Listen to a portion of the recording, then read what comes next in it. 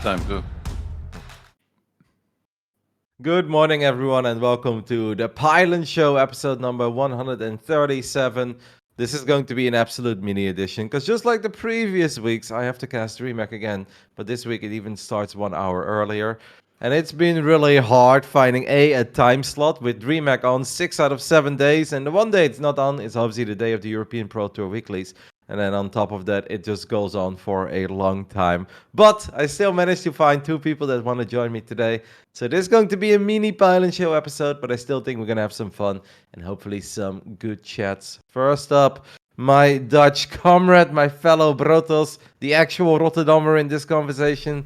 Hello, Kev. How are you doing? Hey, what's up? I'm doing fine. I'm happy to be here. Glad that I got invited again, and yeah, glad to talk about some DreamHack. Now that I'm out, I can lay everything on the table. Talk about DreamHack, talk about the weeklies, and we'll talk about someone else as well. Todd, I hate to do this, but I have to do it. Did you research Grafton Catapult last night? I sure did, man. I went back in time 3 years and we got it. We got it done. There it is. I cannot believe out of all the things that people could write 200 comments about, that's the one that got it done. Obviously, we'll talk about everything, Johan, but I am very grateful that you want to join me this morning. How are you doing today? Is everything okay? I'm on very little sleep. I'm gonna be honest. Like I've had crazy insomnia, so I'm on 5 hours sleep. So I will be maybe a little slow. I cannot believe, by the way, you're doing this just before a DreamHack cast. Like, how many series are you casting later? I think it's 6 best of 5s today. Man, you are a sicko. Someone has to do it. Holy moly! I do I didn't actually realize you were casting later. I thought you were just like casting poker or something later tonight.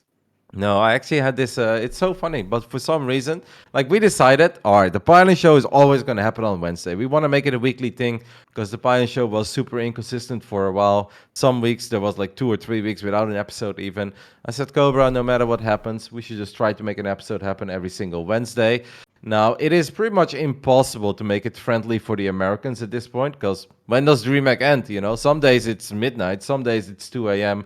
I obviously can never get a European guest at 2 a.m., and I also am not super keen on starting a Pylon Show at 2:30 in the morning when I have DreamHack the following day, so we had to do it a bit earlier. But good news to all of you is that obviously next week, the regular online broadcasts of DreamHack Masters Fall are done. And that means that we can do later shows again, and that means we can get some American guests as well, and hopefully we can get more than 2. But you know what? I think you 2 are so awesome. You count as 4 for me. That's how happy I am that you 2 are joining me today. There we go, Harstem. We're H2 supply. Love to hear it. Nice. All right, guys. So the way that I normally do it, and this is something I really want to make a tradition, and it has been a tradition, is that we kick things off by talking about what happened in the European Pro Tour weeklies. Now, this is not the biggest thing that's happening, but I do find it very fun to cover because it allows me to talk about up-and-comers, and that is something that I have really enjoyed over the years. I do think maybe before we can hop into this, we can touch on one thing real quick, guys, is that obviously ever since I started hosting the Pylon Show, I know that it's a lot more focused on esports. And that's just what I enjoy. Like, I've always enjoyed talking about tournaments. I've always enjoyed talking about up-and-comers. And I think it's really fun to have like a weekly show to talk about esports, because most viewers out there, they don't have time to watch 20 or 30 hours of StarCraft a week. So this is kind of like their one little 1 hour, 2 hour block where they can see who's crushing it, who's doing well. That is going to be a reoccurring thing.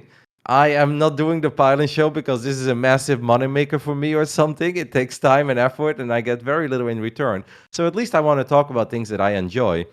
Now, I absolutely do not shy away from talking about other things. We have a Patreon Q&A, and you guys can literally ask me whatever, and I will always address the questions. We will never be like, oh, wow, that's a little controversial. But I'm also not going to talk about things that I personally don't find super interesting unless it's being asked. It has to come natural. I love esports. The Pylon Show, I know maybe used to not be super esports focused. Whenever I'm hosting, it is going to be a little bit more. I am not hosting because I kicked Artosis away. Artosis simply doesn't have the time to do it, and he feels that he's not focused enough. And there was no one else. Cobra knocked on my door. And this is kind of what we got, guys. And I want to do it because obviously the Pylon Show has a very rich history. I like Cobra, I like Dan, and needless to say, I had a lot of love for Jeff. But yeah, it will be a bit different. But people are like, why are they not talking about Creighton Olsen leaving? Well, we'll talk about that a little bit later. We'll touch on some other things too. Oh, we sure will. But let's kick things off. We'll talk about something fun, and those are the European Pro Tour weeklies. Let's go ahead and hop into it. First up, I guess we're going to cover the European Pro... Wait, which one is this? Which one is this? This was the European Pro Tour weekly. The latest one. Kev, did you watch on Monday night, and were you impressed by the biggest Gabriel being flawless once again? I tend to stop watching after I'm out, and this time it wasn't even that early, so I actually saw a fair amount of games. So yeah, Gabe is he's sick. It's honestly very impressive, the sheer consistency he has. Taking out Max Specs in the finals obviously is crazy as well. I find Max Specs very good. He actually looked a little while ago like he was in a tiny bit of a slump, right? Gabe had a couple of earlier exits, not just of the weekly, but in some other tournaments too. But it feels like he bounced back perhaps even stronger than he was before, which I know is a bit of a cliche, but Gabe's been looking amazing in the last two weeklies and, of course, in the DreamHack Masters Fall. What do you make of it, Johan? Yeah, it's probably one of those things where like he gets super motivated whenever he drops out and like just works even harder. Like you never really know out of a player, you know, like how many bad days they could have. It does seem like in the past he's been very consistent though, for sure, right, with his results. And yeah, I was casting with you the match against, was it against Cure a little bit of Max Pax, and then after that we did Max Pax Hero Marine, and yeah, he looked really good. I thought like, or even like I cast him yesterday against Showtime, and holy shit, like he lost that game one, didn't seem to phase him at all. After that, it was smooth sailing for him. I do feel like that, especially with Gabe, is that it might not be so much motivation, but that he tends to play very solid. So whenever he loses to something, he can kind of improve on that. While there's some people that have a bunch of tricks and then their tricks stop working and they need to find some new tricks. I always feel like it's the opposite with Gabe, is that the moment he got the tricks figured out, he's kind of fine. He's just building on like this big amount of knowledge that he's building on every single time. Makes it a little bit easier for him to be consistent. So the drops that he has in skill or in results never seem to last that long, at least from what I can recall. I fully agree. It was good to see Lambo actually play in the European Pro Tour Weekly. That doesn't happen too often. I really think it was a bit of like, man, this DreamHack season sucked, but I want to show everyone that I still got it. And I think it's safe to say that Lambo does still have it. Made it all the way to the semifinals, and he was being one of the very few players I've seen over the last few weeks that actually pushed Gabe to the limit. I did not cast those games. We were focusing on Cure and Max Packs. I was casting with Todd actually, but from what I heard, it was a very good series, and Lambo really made Gabe work for it. So that was good to see. Anyone else standing out in the European Pro Tour Weekly, guys? Are we proud of a certain run this week? Well, I think Max Pax is impressive now, taking out Cure. It's not easy. Cure's been really good. It is with ping, so it's gonna be a little bit easier. But I don't know. Whenever you talk with Max Pax, I'm not sure if you do it often. He always seems a little bit down on his skill level. He'll be like, I haven't been beating the guys that I want to be beating. And then I know, like every other week in an EPT, whether it's in America or in Europe, he takes out like Zest 3-0 or 3-1 Sparting here. Now he took out Cure 3-1. And he just very consistently beats the best in Europe as well. Like I find him very impressive, and I honestly can't wait to see his performance in like the DreamHack Masters as well. He lost to Cyril, but what else can he do? I just want to give a shout out to the Muslim, you know, like a now father, you know, he rolled out of his old bed and wheelchair and, you know, somehow signed up and ended up making a round of 32. So props for still taking part in these things, Ben. Keep it up. He was very, or not very, but even this morning he was still talking about it a couple of times that he was a bit upset about the fact that he lost to Soul Spirit. Because I can tell you guys, because I can perfectly relate to this. Like Ben is obviously a good player, and Ben actually plays a crap ton of StarCraft 2, so I really hate it when there are people like, oh wow, Ben took out Cristiano, isn't Cristiano like a pro and the Muslim is not? I'm like, what? The Muslim plays like 50 hours a week on stream. He's been in team houses in the past. He has basically done nothing else other than play StarCraft all this time. There is no shame in losing to Ben. But from Ben's point of view, the worst kind of loss that could happen is against a player like Soul Spirit. I don't know if you even were familiar with him, Todd, but I've played against him a couple times. He's good. He's not ultra good, but he's good. But he's not that well known, right? And if you're the Muslim and you play in a weekly like this, you want to go out against a Gabe or a Clem or a Showtime. So everyone's like, well, you did great. But losing against a name that a lot of his viewers won't know, Soul Spirit, those are the losses that sting a little bit extra. And it has happened to me once or twice as well. And there is no shame because that guy is good. But I know that this one didn't sit well with him. What's his MMR, Soul Spirit? Probably 6'1", 6'2"-ish. I think that's Yeah. pretty fair. And Somewhere Ben? around there. 6'2", 6'3". Okay, so it's kind of equivalent. Mm-hmm. I casted the games and I did think that Ben absolutely could have won game 2. I think in game 1 maybe he was a bit overconfident, a bit sloppy. But yeah, I do enjoy watching Ben play in the weekly. Last week he had a good run and this one wasn't a bad run. He just wasn't able to go all the way. All right, Cobra, that's it for Europe. Show me what else you've got, because I actually didn't follow the other 2 regions very well this week. So this is a little update for me too. You want America or Korea next? Whatever you want, Cobra. You're the man in charge. Let's do Korea. All right, let's take a look at Korea number 83. Let me guess, Seswon? Seswon! I didn't even notice Seswon. Apparently, he took out Solar 3-1 in the final, beat Cure 3-2 in the semis. I want to say Bjorn had a decent run, but yeah, making quarterfinals in the Korean Weekly, basically the only player he beat was Cham, and that's 2-1. So saying that that's a good run, I actually think is a bit of an overstatement. Why do you think, Kev, that the Korean Weekly, and this sounds so crazy to say, but I really think it's true, is like the weakest of them all? Yeah, I'm not quite sure. Europeans don't play in it, so there's not that many great Americans. That really only leaves the Koreans to play, and America at least gets some Europeans some of the time. Yeah, I'm just not sure. It does seem to be the case. A lot of the time you can even get to the semis relatively easily, beating like one good player. Yeah, absolutely. I mean, if you look at Solar's run here, for instance, like apparently he lost a map against Incapacitate, which I've never heard of, but hopefully he's a cool up-and-comer, but cool. And then Solar beat Kyrian, also known as Top. I mean, sure, Top is a decent StarCraft 2 player, but you put him in the top of the Europe scene and he won't do very well. And then Solar beat Australia in the quarterfinals, and Australia is obviously solid. But then you're in the semis by basically beating Australia in a best of 3. Well, if you compare that to some of the runs that you see Clem or Gabe go through on the European server, it is actually a staggering difference. They have the same price pool. It's also the entire top 8 gets paid. It's $800 up for grabs. You know, MaxPax made money in the Korean Weekly the other week, Kev. I don't know if you saw that. Yeah, I follow them usually. I saw it. They got top 4 or top 8? Top 4. So sick. He's very good though. Mm-hmm. Do you think that's maybe like if we take the top 4 of these tournaments, knowing that these guys will maybe sign up regularly is like demotivating to some people because it's like so hard to beat like a lot of them? I don't know. Because you always have a decent chance to get top 8, and you can, like, there's always a chance for top 4 as well. Like, I don't think these guys are unbeatable. They're very good, but I mean, just the fact that MaxPax managed to get semifinals, I think, I don't know why it is. At what time? Know. It starts at 12 or something? Or in Europe? What time does it start at? 1 p.m. European time, I think, on a Saturday. Yeah, everybody's asleep. All pro gamers go to bed at 6 a.m. Everybody knows this, so they're not up yet. That's why. Okay, this is maybe not super related to the weekly, but since we're talking about it anyway, this is definitely the kind of stuff that we can talk about on the Pylon Show.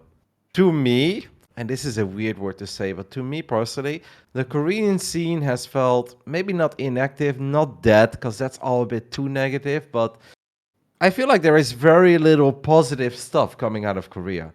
Yes, they still have the GSL, and GSL on some days is awesome. They have Nick and Dan. But if you would just take away any GSL broadcast, I feel like there is no content coming out of Korea anymore. There is nothing fun or exciting, no positivity, no good news. I don't see a lot of content being created by anyone, any of the casters or the players there. Do you guys agree with that statement? And do you guys think there is a possibility for someone to be that driving force a little bit to make Korea a bit more appealing again? You have the Oli Molik invitationals now, like once a week. They've been pretty fun. They did the 2-on-2, I think, 2 weeks ago. Then last week they had the Solar. Casted that, right? Solar Clamparding. I think so. I just get the replays and I tend to watch them because I subscribe to the Patreon.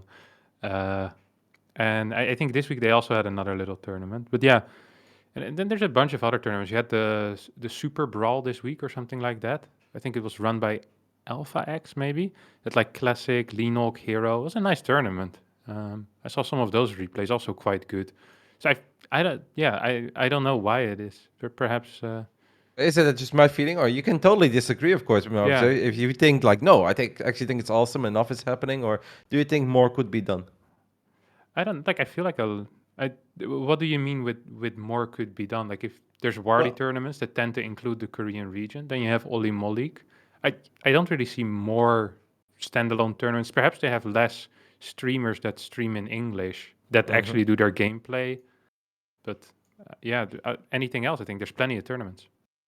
Okay, maybe like obviously Wardy's always running his tournaments, and it's not that we don't see them, but I like not to like harp on Nick or Dan or something, because I know they're both busy and I know they stream a lot of Brute Run stuff, but it'd be fun. Why are you smiling? Like, Nothing. I thought we were gonna take some anger out on Nick and Dan. I was like, ooh. absolutely not. But like other than the GSL, it feels like there's obviously not a lot of StarCraft 2 stuff coming out of them. And I know they are very busy and they are obviously adult men and they have a lot of bills to pay. So they should do whatever is best for them. But it feels like Gemini, for instance, I think it's a really good example of someone who has tried. But I feel like it's a bit on and off. I think he's also busy maybe with his job. But it'd just be fun to feel a little more in touch with the Korean scene is maybe the best way I can put it. Have like a reporter in Korea, a bit Exactly. like that. Yeah, I get what you mean. I guess that is missing. We're missing a little bit of a connection with the Korean players at times. But yeah, that might also have something to do with the language.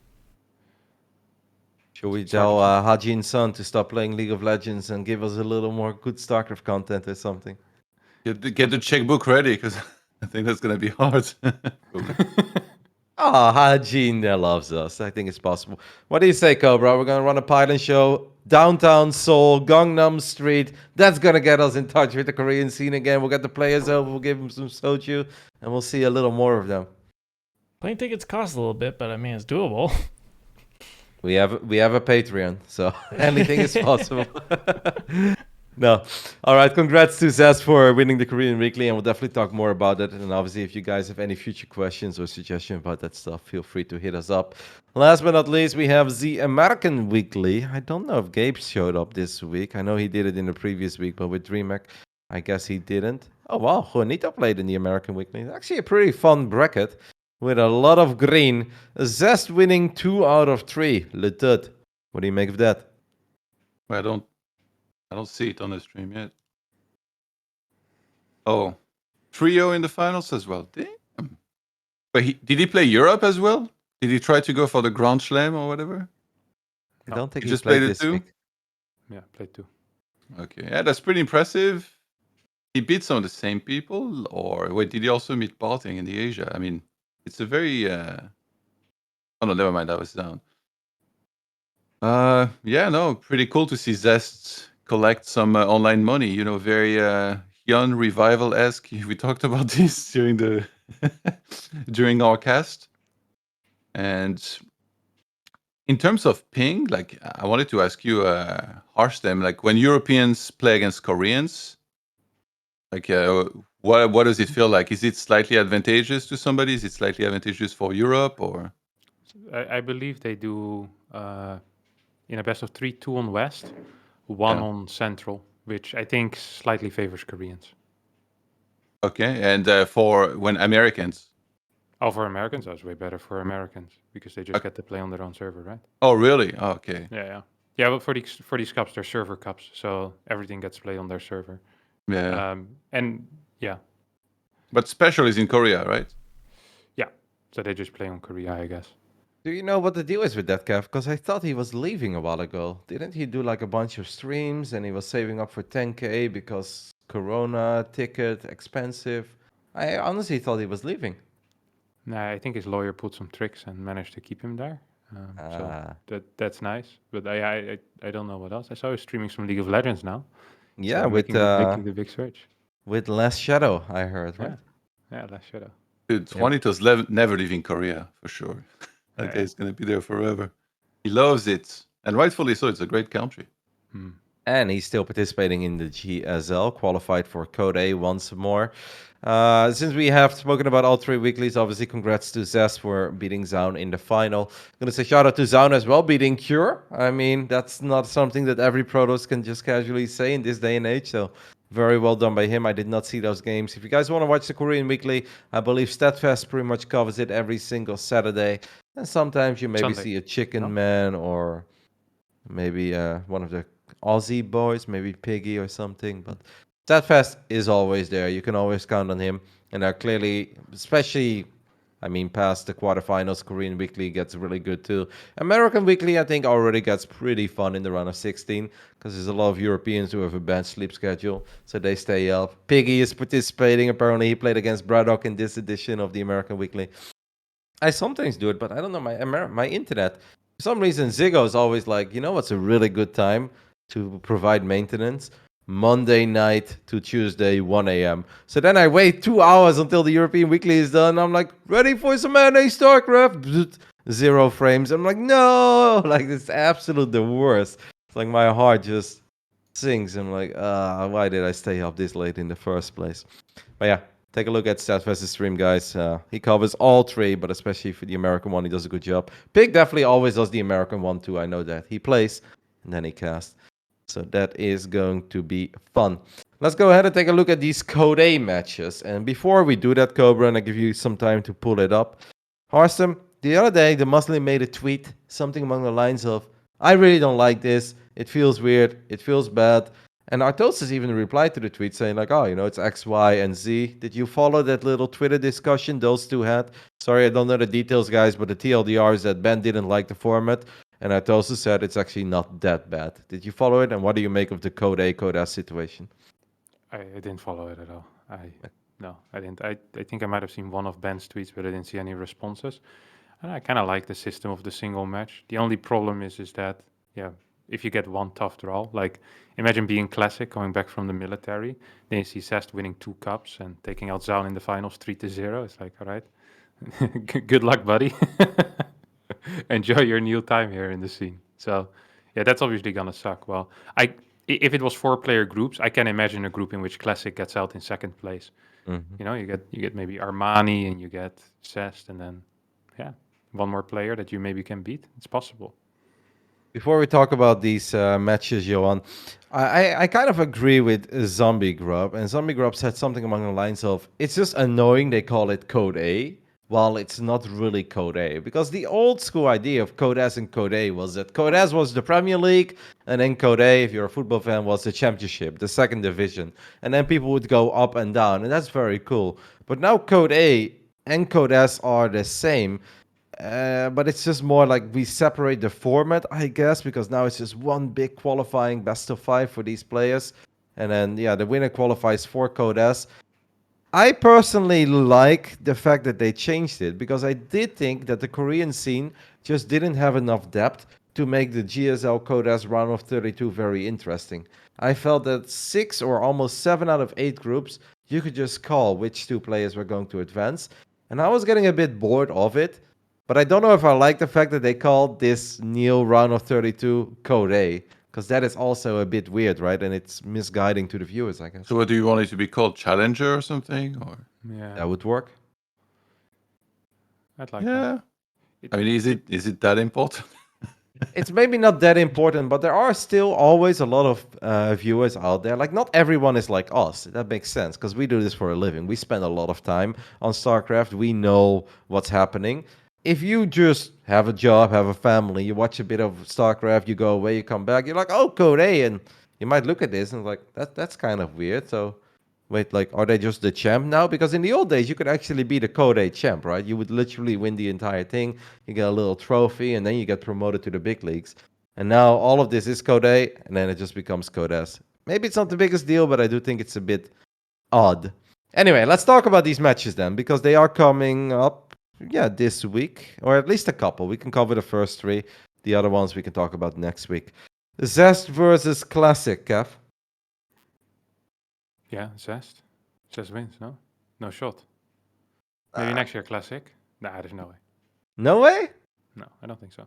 I'm actually pretty pumped for that one. I wouldn't count out Classic, man.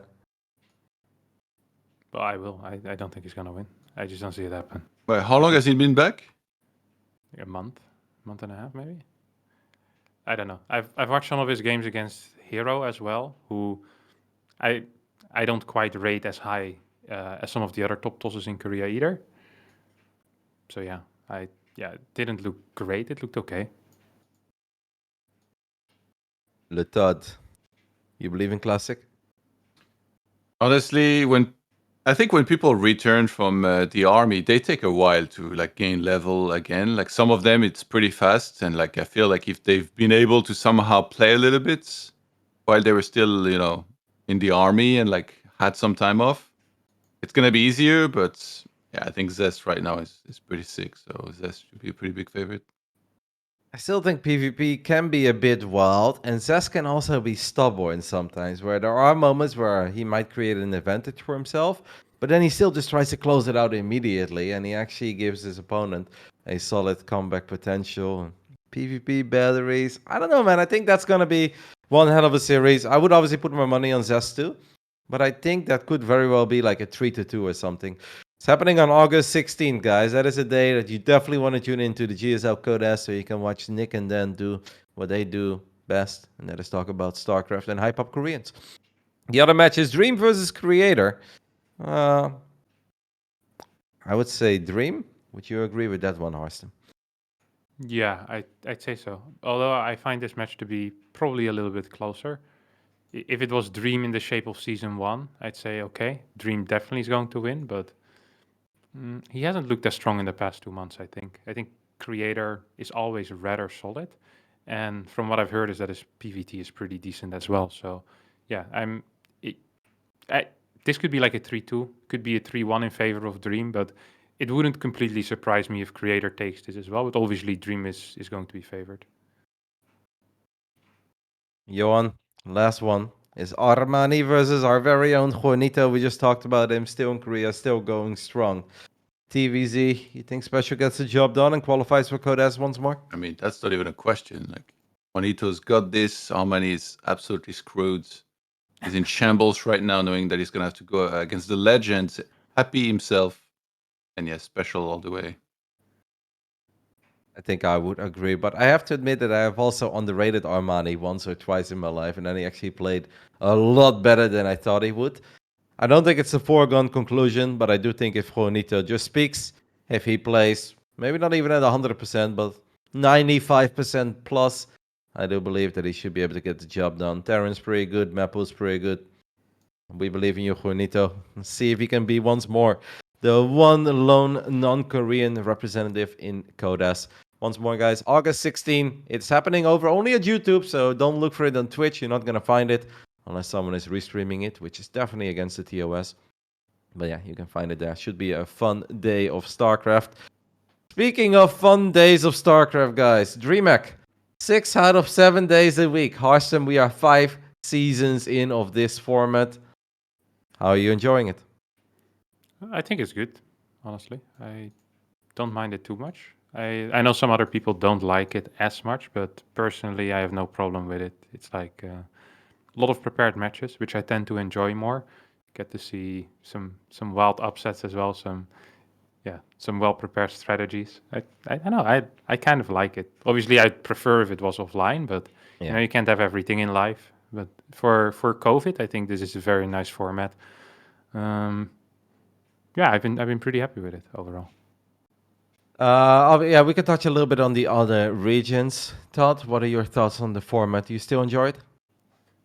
Yeah, for sure. As unfortunately, sometimes I'm like really busy with Warcraft casting, like that I was doing for DreamHack as well, so I couldn't follow everything. But it's a good format. Sometimes it does feel like it's a lot. It's like really really long days, and in the perfect world there would be no ads and it's just be games, and like we'd be going through it a little bit faster. But it's been fun, and I like watching those type of games also where people got to prepare for a while, even though sometimes it's not always necessarily demos. Like they just get like a couple days, because it feels like it's the boundaries of like what can be done in a matchup by a certain person like being pushed quite a bit. You can tell some of them worked super hard on on countering the opponent as well specifically. So, I always think these kind of matches are almost like the coolest. We definitely need to have some of these, not just 1-2 days tournament where like you get so many matches played in a row. I still enjoy it, but I do wish that maybe they would have tried to switch it up a little bit, because I feel like this was a perfect format for 1 year. All right, COVID hits, pandemic, we're all staying at home, lock it up. I liked it. Then, okay, it's actually still going on. Well, we're gonna kick things off. We do the first season. I kind of wish that by now maybe we would have made a couple of adjustments here and there. Not because I don't enjoy it, but just because I do think it's important to always look for innovative ways of making things better and more exciting for the viewers. But like what? Well, I was thinking of actually having like basically a Code A, Code S kind of thing. I scribbled something out on my own stream, but where for Europe you would have, let's say, 16 players in the first division and 16 players in the second division. And I think the result of that would be way more top matches in the Premier League. And then I think the other matches in the second division would also be all very close and competitive. Because I think in general, if you think of the top 32 players in Europe, the guys that are 17 to 32, you put them against each other, I think that creates a lot of fireworks. I think it creates a lot of epic games, a lot of great content. You put the guys that are between 20 and 32 against Serral, Raynor, Clem. Those matches are kind of boring. There's no other way to put it, because the top is just too damn good.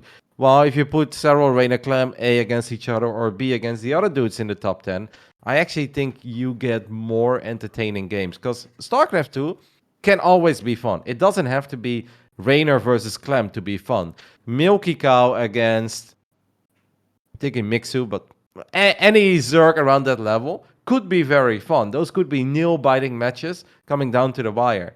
But Milky Cow against Lambo is, well, actually he won, damn it. Milky Cow against Raynor is normally not that fun. And yeah, the same goes the other way around, right? Like Serral against you name it. So I would have liked to see them try something like that. How about this for Code A? A round of 32, best of 5 that qualifies. If you make the losers actually duke it out in the second division than in an actual league. But yeah, I would really enjoy that. I don't know, Kev, I know that you stopped by my stream for a split second while I was discussing it. Are you a fan of my idea, or do you think we're getting too carried away? No, I think it's an okay plan. I think it's cool. The only thing I'm a little worried about is that in StarCraft 2, names by themselves just have a lot of pull for viewers. Especially thinking Serral, I think is the biggest one still by far, where at the moment just the name Serral is in a Twitch title or in a YouTube thumbnail. I know what that does. So it would be possible that the championship would just be underviewed. And I think that would suck, because right now these guys do get a big stage, and that's also nice for teams, right? If the top 16 to 32 players get to play against Serral, a team will like it. Even, if they don't win, they still get way more exposure. So that would be the only thing I'm a little bit worried about, that it doesn't become like a massive split there in viewer numbers, where you have like 2-3K people watching the championship and then 12K people watching the Premier League. I think if you still put it on the main channel, so not on ESL_SC2B, which obviously has less of a following, I think if you could put it on the main, to me, that just sounds like a challenge. It sounds to me that my job is to get the viewers just as excited over Milky Cow versus Mixu as I am, and show them that StarCraft 2 is just as awesome, even if it's not as clean as Clem versus Raynor. If you put two guys that are evenly matched and they play some epic games, I really think the entertainment is there. And yeah, I think something like that could be done. Anyways, that is not happening, so we're getting really carried away here, and I don't have that much time today, guys, so let's just go ahead and take a look at the 4 groups as they have now all wrapped up in Europe. And Johan, I know that you have been on once or twice, but you haven't actually been on each and every single day, so why don't you kick things off by telling me how you felt about the final results of Group A in the DreamHack Masters Fall Europe? I think the big surprise here was probably Christianer, like somehow making it, and that came in the way of him actually having the one win that Showtime got a loss for, against Showtime. So that was pretty cool to see. Like, you always want to see like one or two of the guys that you weren't necessarily counting on to make the playoffs to actually make them. Unfortunately, that means that my man Harstem didn't make it, which is a little sad. It was actually really close between all you guys. I see like a 4-3, 4-3, 3-4, 3-4. And Cass, I felt pretty terrible watching him go 0-7, 2 DreamHacks in a row. Definitely rough times for him. I think it's cool to still see him around and trying, but it's deeply saddens me to see him have trouble win games. Also for sort of, I don't know, I feel like I like so many players in the scene that, when I see like two guys like this at the bottom of the group that I like, I'm like, I get a little sad for sure.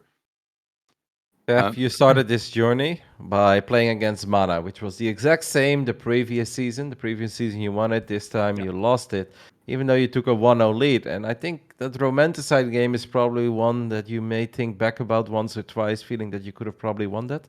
Yeah, that's like a 95%er, I think. No? Like if we played 20 more times, I think I win 19 at least. Do you think if you win that first series, everything would have been different? Yeah. I think, then I'm in and he's out, I think, right? So. Oh yeah. Yeah, actually that is correct. I was looking at maps and stuff. I was like, maybe that's not enough, but yeah. No, you're spot on. Then you would have 4 wins and he would. Yeah. It's actually kind of sick because it was the exact reverse the previous season. And Mana even tweeted back then, feeling that the loss against you in the first play, they made it too hard for him to still advance. It's kind of wild how that goes, right? You play 7 matches, but the first one can still be so important. Yeah, it felt like that as well, that it once again was really important. But I also felt so good in my PvP that I wasn't too afraid of Kung Fu Banda and Showtime. I felt like I had decent chances to take them out. So I still had opportunities, and I felt like I was a big favorite against Christianer. Even after watching him play against Showtime, it's not like he super impressed me. He has very obvious weak spots, I think, in his play, where I think my strong points synergize quite well with his weak spots, where I could, just take him out with relative ease. But it's Kung Fu and Showtime just destroyed me, honestly. It was close games, but the moment it became important, I kind of failed and just got blasted. Did you not mind the draw? Because I remember the previous season, like you practiced a lot with T Drogo, and you said you didn't win any of these games almost, but then you played really well in the actual match and ended up winning. So like having so many Protosses, did that bother you at all? Or no, I like PvP a lot. I think it's my favorite matchup. It's really fun for me to practice. And I generally I've been talking a lot with MaxPax, and his understanding of PvP early game is very good, and that really increased my own understanding of the PvP early game.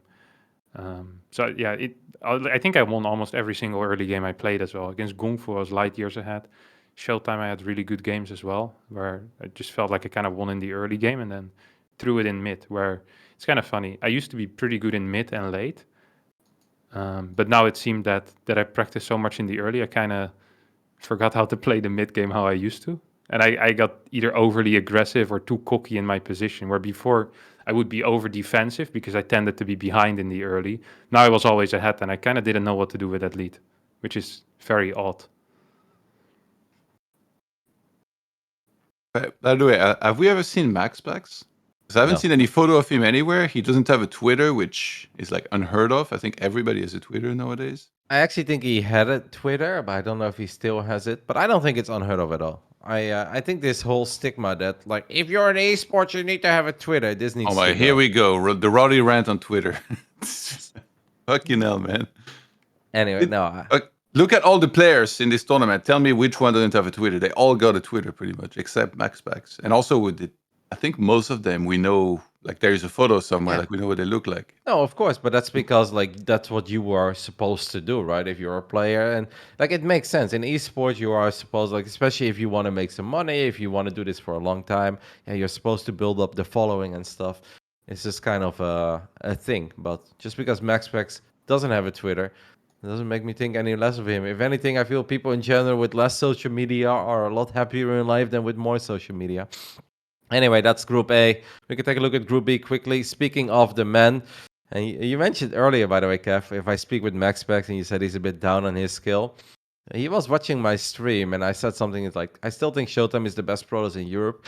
Then I said, I think MaxPax is second, and Skillers might actually be third at this point.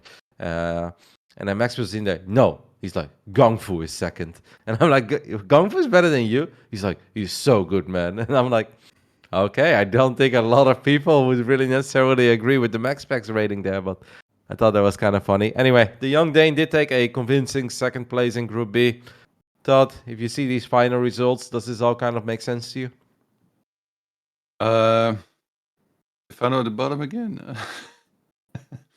Yeah, I guess, yeah. I think so. I mean, Goblin probably could have made it higher. Like, if Strange had better grasp of PvP, maybe he could have done better as well. But overall, yeah, it makes sense. Pretty impressed with Gerald being able to make it out here. And yeah, Clem first, Max back second. That's probably what I would have predicted going into the group. Have anything that stood out for you in Group B? Gerald, perhaps? 4-3. I think it's not unimpressive. I think this was a very difficult group for him, and he managed to get out of it. I feel like Gerald is very good, but a little bit abusable in prepared matches, because he tends to stick to the script very much that he likes to have. So and especially people like Bly, Goblin, I feel like they're very good at preparing or have good ideas on how to abuse people. I think Skillet is the same. I think MaxPax is the same. So it felt like that Gerald might have had a rough time. At least I thought he would have a rougher time than he did. Well, he kind of had a tough time, to be honest. Because if you're talking about the never say die or never give up attitude, the man started 0-3 in this group. Now, he did play Clem, MaxPax, and Skillet. So he ended up playing the top 3 of this group first. But that still takes, I think, a lot of mental strength to not then fall apart. Look at the group, you're like, oh my god, need to literally win each and every single best of 3 that I play. And he did. I mean, that honestly says something about, I guess, the mindset that Gerald has. Because if I would start 0-3 in a group, Todd knows it. I'm going to start mumbling to myself in Dutch. The desk is going to feel it. And I'm done. I'm mentally checked out. But well done by Gerald. Excellent comeback. Can we talk about his apartment, by the way? This guy lives in a castle. Do you see that? The space behind him. Yeah. It's huge. I love it. That's sick. Yeah, it's really sick. I always feel like he puts himself behind quite a bit at the start of most games, and then he just, I don't know, he's just really good at not dying and just stays alive forever. And then the moment he gets any type of momentum, he's actually really, really sick. Like, he's very good multitasking, even though he isn't super speedy. I don't know. It's very weird to watch him play. Sometimes I watch back my replays against him, and I have no clue where he gets the money from. It's like I'm up like 6 workers. Like, why do you have 4 cannons at your third base, and you also have enough to defend your fourth? Like, it's very odd. And he really does seem to just get behind a lot, and then it's like, okay, all right, I'm behind again. I know what it's like, and he goes. So, yeah, very impressive result, I think, in this group. All right, Group C, Todd, biggest of Gabriels. I don't know if yesterday I started creating big Gabe pastas in Twitch chat, and I thought it was really funny. Someone's like, Roddy never makes a mistake, and I was like, oh, I do. I make mistakes every day. Everyone does. Besides Hero Marine, Gabe is flawless. And then everyone started posting this message, and I was like, on day 1, God created Hero Marine, and he said, my work is done here, and Gabe built up a beautiful planet. Thank you, big Gabe. And everyone started spamming it. I actually love it, but yeah, impressed by Gabe? Yeah, for sure. Like, he's just been really consistent, and like, if you look at this group, you might think like, oh yeah, no, he was the favorite. Like, it's normal he takes first place, but to still be able to do it and just lose like the 2 maps that he lost is still really good in my opinion. Elaser, though, I want to say very, very sad to see him not make it out of the group, but that goes to show how competitive, I guess, the scene is, right? Like, previous season does pretty well, and then now it's like Vanya, the guy that you've been hyping for years, takes second place and does pretty actually, and pushed Rainer to the limit as well yesterday. Yeah. Good to see you thermal back on form, MT Drogo advanced as well. Then Denver, I feel like he's one of those guys that got really good after I was like a pro player, like he's more like a new generation guy. So it's been good also to see this guy like rise and stuff, but it seems like he's not quite up there yet, where he would be able to like start coming out of these groups consistently. And Lilbo called it quits, right? Yeah. I think. Yep. And that's kind of sad always when the player like this just loses motivation because they had high expectations and the results didn't match him. But yeah, I would say overall no surprise in this group other than for Laser not making it out. It is always sad to see a Frenchie wave the white flag and move on to other things. No, I think the biggest story in Group C, other than Gabe being Gabe, Vanya 6-1, really impressive. We spoke about it a couple times already, but yeah, Eleza not making it out, that has to be the biggest talking point of Group C. It's not the first time that Eleza doesn't make it out of the group. I remember one season where he lost his final best of 3 against Goblin, and Goblin denied him access from making it into the playoffs, but yeah, Kev, I guess you didn't see that one coming either? I think after he lost to Vanya, there was a possibility, but yeah, like Drogo's start of the group was so bad that it felt like that kind of would make Elaser go through. So I mean, until the last day, it still felt like Elaser had a very good shot. Single map against Hero Marine or Drogo losing a map to Ziggy, it's very possible. I didn't see the Ziggy games, but Drogo told me that he really was not supposed to win game number 1. Like he was dead, completely dead, like 100%. I did not see game 1, but that actually makes me really want to watch it. I did see game 2. I was like, just to make sure that Drogo does at least what he's supposed to do. Anyway, that's Group C. We have a couple of other things to talk about today, so we're kind of rushing through it a bit faster than normally I would like. And I know some people at home might be like, well, stop talking about DreamHack all the time. DreamHack is over at the end of this week, so then we'll talk about it one more time. And then we can just talk about other stuff again, because there won't be DreamHack Masters for a while. But this is the biggest thing that's happening currently in StarCraft 2 outside of Korea. So it only makes sense for us to cover it and talk about it, especially because I love talking about esports. Group D then, Yona being Yona. Flawless, undefeated. Marine Lord though, 6-1. Letut, you were there, right, when Marine Lord all killed Korea by himself at Nation Wars a long time ago? That man still got it. Yeah, it's pretty cool to see the resurgence of Marine Lord, and honestly, I don't think I was particularly counting on it. Like when a player takes a break and like kind of gets like bored of the game, so to speak, you always think like if they come back, it's going to be very hard for them to actually be able to perform. And we get 2 perfect examples. Like you see, like Lil Bo struggled quite a bit and now called it quits again. And on the other side, you got the complete different scenario where like Marine Lord crushes it and even won his playoff match. I mean, spoilers. I guess we're still looking at the groups, but even won his playoff match after this. So it's cool to see. He's a pretty nice guy for the most part.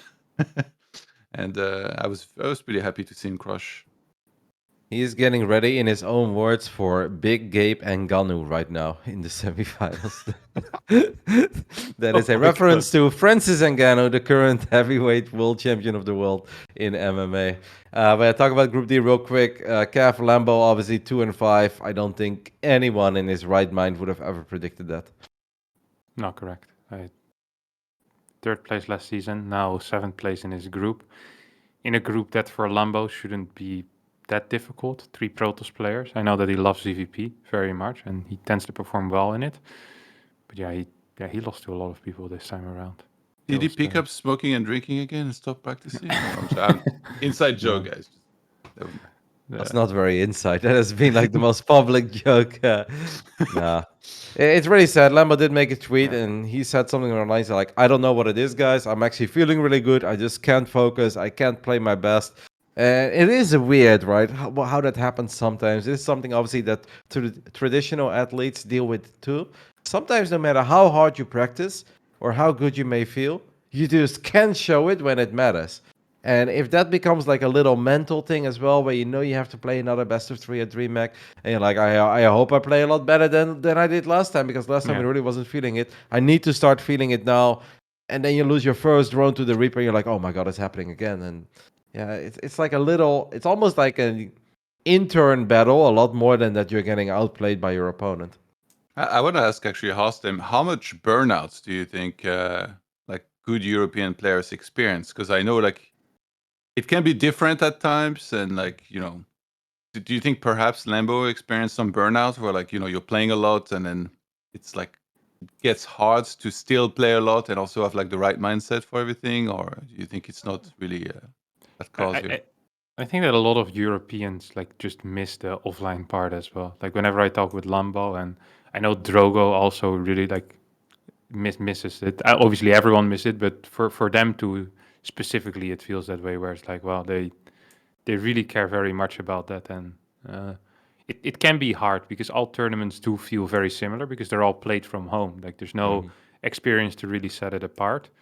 So it does feel like sometimes people need to take a little more breaks than they used to because you always had the next offline tournament to kind of motivate you, and that's not really there at the moment. But yet Lambo actually felt in insane shape. Like a week before or so, I played some games with it, and it was the type of practice where you don't want to go back. You know, it's like 07, like, and not the good type of 07 that happens in my stream. So it wasn't fun. It's like 2 or 3 sessions against Lambo. It's like 07, 16, 25. It's like this is not going to be pretty for Hellraiser, Shadow, and DNS. And then he started playing, and it just didn't look very clean. Like it did just, not on point. And then that can happen. I mean, if you're not on point, then you're 500-600 MMR lower, and then everything goes wrong as well in your games. It's like, when it rains, it pours. What about you? Do you experience burnouts or like not very No. often? You're good for the most part. No, I'm good for the most part, honestly. Do you think it helps, Kev, that you have so many other things that you focus on? The Twitch, the YouTube, that in a weird way, it's almost nice for you to be at home because you can be the competitive player that you still want to be and that you're obviously still capable of. But at the same time, you have plenty of time to focus on all your other projects. Do you think that helps? Yeah. It's obviously different. I noticed this a lot when you are just focusing on one thing, especially if you're not improving at the rate you want to be, which is why I think even having like not really a competitive hobby, but a hobby that you always kind of improve on is very useful. Like I picked up guitar, or going to the gym. Like it's very unlikely that after going to the gym for 10 weeks that you start lifting less. And in StarCraft, you can play 8 hours a day for 4 months straight, go down 10 ranks. It's like what is life, you know? It feels really stupid. So at least having something that you're improving on consistently, I think it's nice. It helps, and I do tend to have some side projects going on at the same time. So obviously it also impedes your ability to play as much as you want during the periods where you're very motivated, but it definitely helps with staying away from like a burnout or feeling like your life isn't moving forward at all. How did you do that, Todd? Because obviously for many years, not every StarCraft 2 fan is aware of it, but Todd was not just a good Warcraft 3 player, and this kind of pains me to say it, but Todd is literally one of the very best of all time, and I think for 5-6 years you were an undisputed top 5 player in the world, sometimes the best player in the world. How did you deal with it back then, Todd? Because you obviously had no Twitch or YouTube channel to grow. Yeah, I think when I was first playing, and I think it's like that for a lot of pro gamers, you're like just super addicted to the game and like absolutely in love with it. And you just want to play literally every minute, every hour. So at first it's not a problem, but then eventually, for sure, everybody's going to start experiencing that at different degrees. And yes, sometimes I would have it where I would just like feel like I just wouldn't want to practice for a while or not even play the game. And in Warcraft 3, it wasn't so big a problem because if you were one of the best, usually you didn't actually need to practice that much because it's not the most demanding game mechanically. As long as you know your strategy, like you could literally like not play that much for a while, but then watch replays and then you could do the exact same strategy as well executed, if not better, if you're like better than the person that did it. So all you had to do was be up to date with like strategies and stuff. Whereas in StarCraft, in my opinion, StarCraft is like so much more competitive. You need to have like insane mechanics. If you don't play for 2 weeks and then you start playing again, it just feels like so freaking terrible. Like you can't get anything going. You can't even make like your workers consistently or whatever. So in StarCraft, it showed up a lot more, I would say, for sure. Even though I also had it sometimes in Warcraft 3. Usually, like also balance can play a role. Like in Warcraft 3, if I was not happy with it. But in StarCraft 2, I guess balance also came into play during the Broodlord Infestor era, where like I couldn't see this game anymore sometimes at times, and I was losing to like every Zerg, like freaking Destiny or whatever. But yeah, like in StarCraft, it just feels it's almost suffocating. You just have to be playing all the time because everybody else is. And like if you don't put in an insane amount of hours, it's going to be really hard for you to be competitive. At least that's how I felt. Maybe I had like a bad mindset about it. That's why I never worked out when I was a pro player, because I always thought like, it could be an hour where like I'm practicing, and like if I don't do it, other people will be. Even though on paper, like working out is probably one of the best things that you could do, right? Because then you get your mind right even more. So I feel like nowadays people have kind of improved with that. They manage their time better, even though I'm sure there's like a bunch of nerds that just they practice 24/7 and then they're really good about it. But yeah, I think different varying degrees of burnout is like one of the more interesting topics for me, because like every time I talk to somebody, like they'll say something different, but everybody agrees that it's there, and it's like it can be one of the big problems for a pro gamer. And if I watch tournaments or like I cast them and I see a player underperforming, I always wonder, because you cannot know, just from seeing the result or from seeing the games, you cannot know what happened. Maybe they just had like a really bad night of sleep. Maybe they're just really, really burnt out with the game, and so that's why I asked about it today. What about you, Kev? I think it's interesting. I always think it's so funny when you talk about working out, because I know that you were very fanatic about working out for a while. But for some reason, when I think of Todd, I think of the guy who asked me at 3 a.m. in the morning to drive to Carl's Jr.'s to get a double cheeseburger and a massive chocolate milkshake. Not once, but multiple times. I'm like, that guy's working out, but I know that eventually you were. I actually I completely kind of agree with both of you. And for me, it's always been very important that I have something else that I'm passionate about. A lot of people know that, I am a traditional nerd who loves to watch sports. Like I can just sit on the couch. I love football. I love Formula One. I love MMA. And sometimes I can even love the NHL or the NBA if there is really nothing else to watch. But if it's like only StarCraft 24/7 all day, every day, and then you have 3 bad streams in a row, yeah, then I don't want to say I'm burned out immediately because that's way too dramatic, but yeah, then you start getting into this slump. And once you start going into a negative downward spiral, it's really hard to, like, if Monday is bad, Tuesday is bad, and Wednesday is bad, you don't start Thursday. It's like, let's play some video games today. No, like, you're already starting with, like, gonna get some dumbass barcoding. Like, you're already slouching before you've even played your first game. So I really agree with Kev that it's important to have other things in life that you're passionate about, and that there is a sense of progress. And that's why I guess streaming is nice, because you always have something to celebrate when you stream. Either you get a couple followers, you get a couple subs, you get a donation, you get some nice messages, a good conversation, or you play well. Like, there are so many little parts where you can win. And I think that really helps, and that makes it easy to keep going. But guys, I want to talk about a couple of other things too, and we have very little time today. So let's talk about the playoffs real quick. We'll cover the other regions, and then we'll talk about the other stuff and do the Q&A. I love talking with you guys, but we just don't have enough time today. Cobra, can you show me the playoffs real quick? Because yesterday, the first day of the DreamHack Masters Europe playoffs did take place. I watched more than half of it, and then I caught highlights of the things that I missed. Kev, is it safe to say that yesterday was a banger of a day when you're a StarCraft 2 fan? Yeah, I think that's absolutely fair to say. It was very wild. I'm actually, yeah, the Marine Lord Clem series obviously was crazy. The Vanya Raynor series was wild. And I kind of expected Showtime to take out Gabe as well this time around, honestly. I didn't expect Gabe to get it again, but he did, and he's in the semifinals, or in the upper semifinals, as it's called, and he's playing Marine Lord. And here Marine actually has pretty good TVT. I like, we could just be seeing a big Gabe in the winner bracket finals. Todd, yesterday you were casting all of it actually, right? You did all 4 best of 5s? Yeah. On a scale of 1 to 10, how much fun did you have? Dude, I had a lot of fun. Honestly, I like casting StarCraft.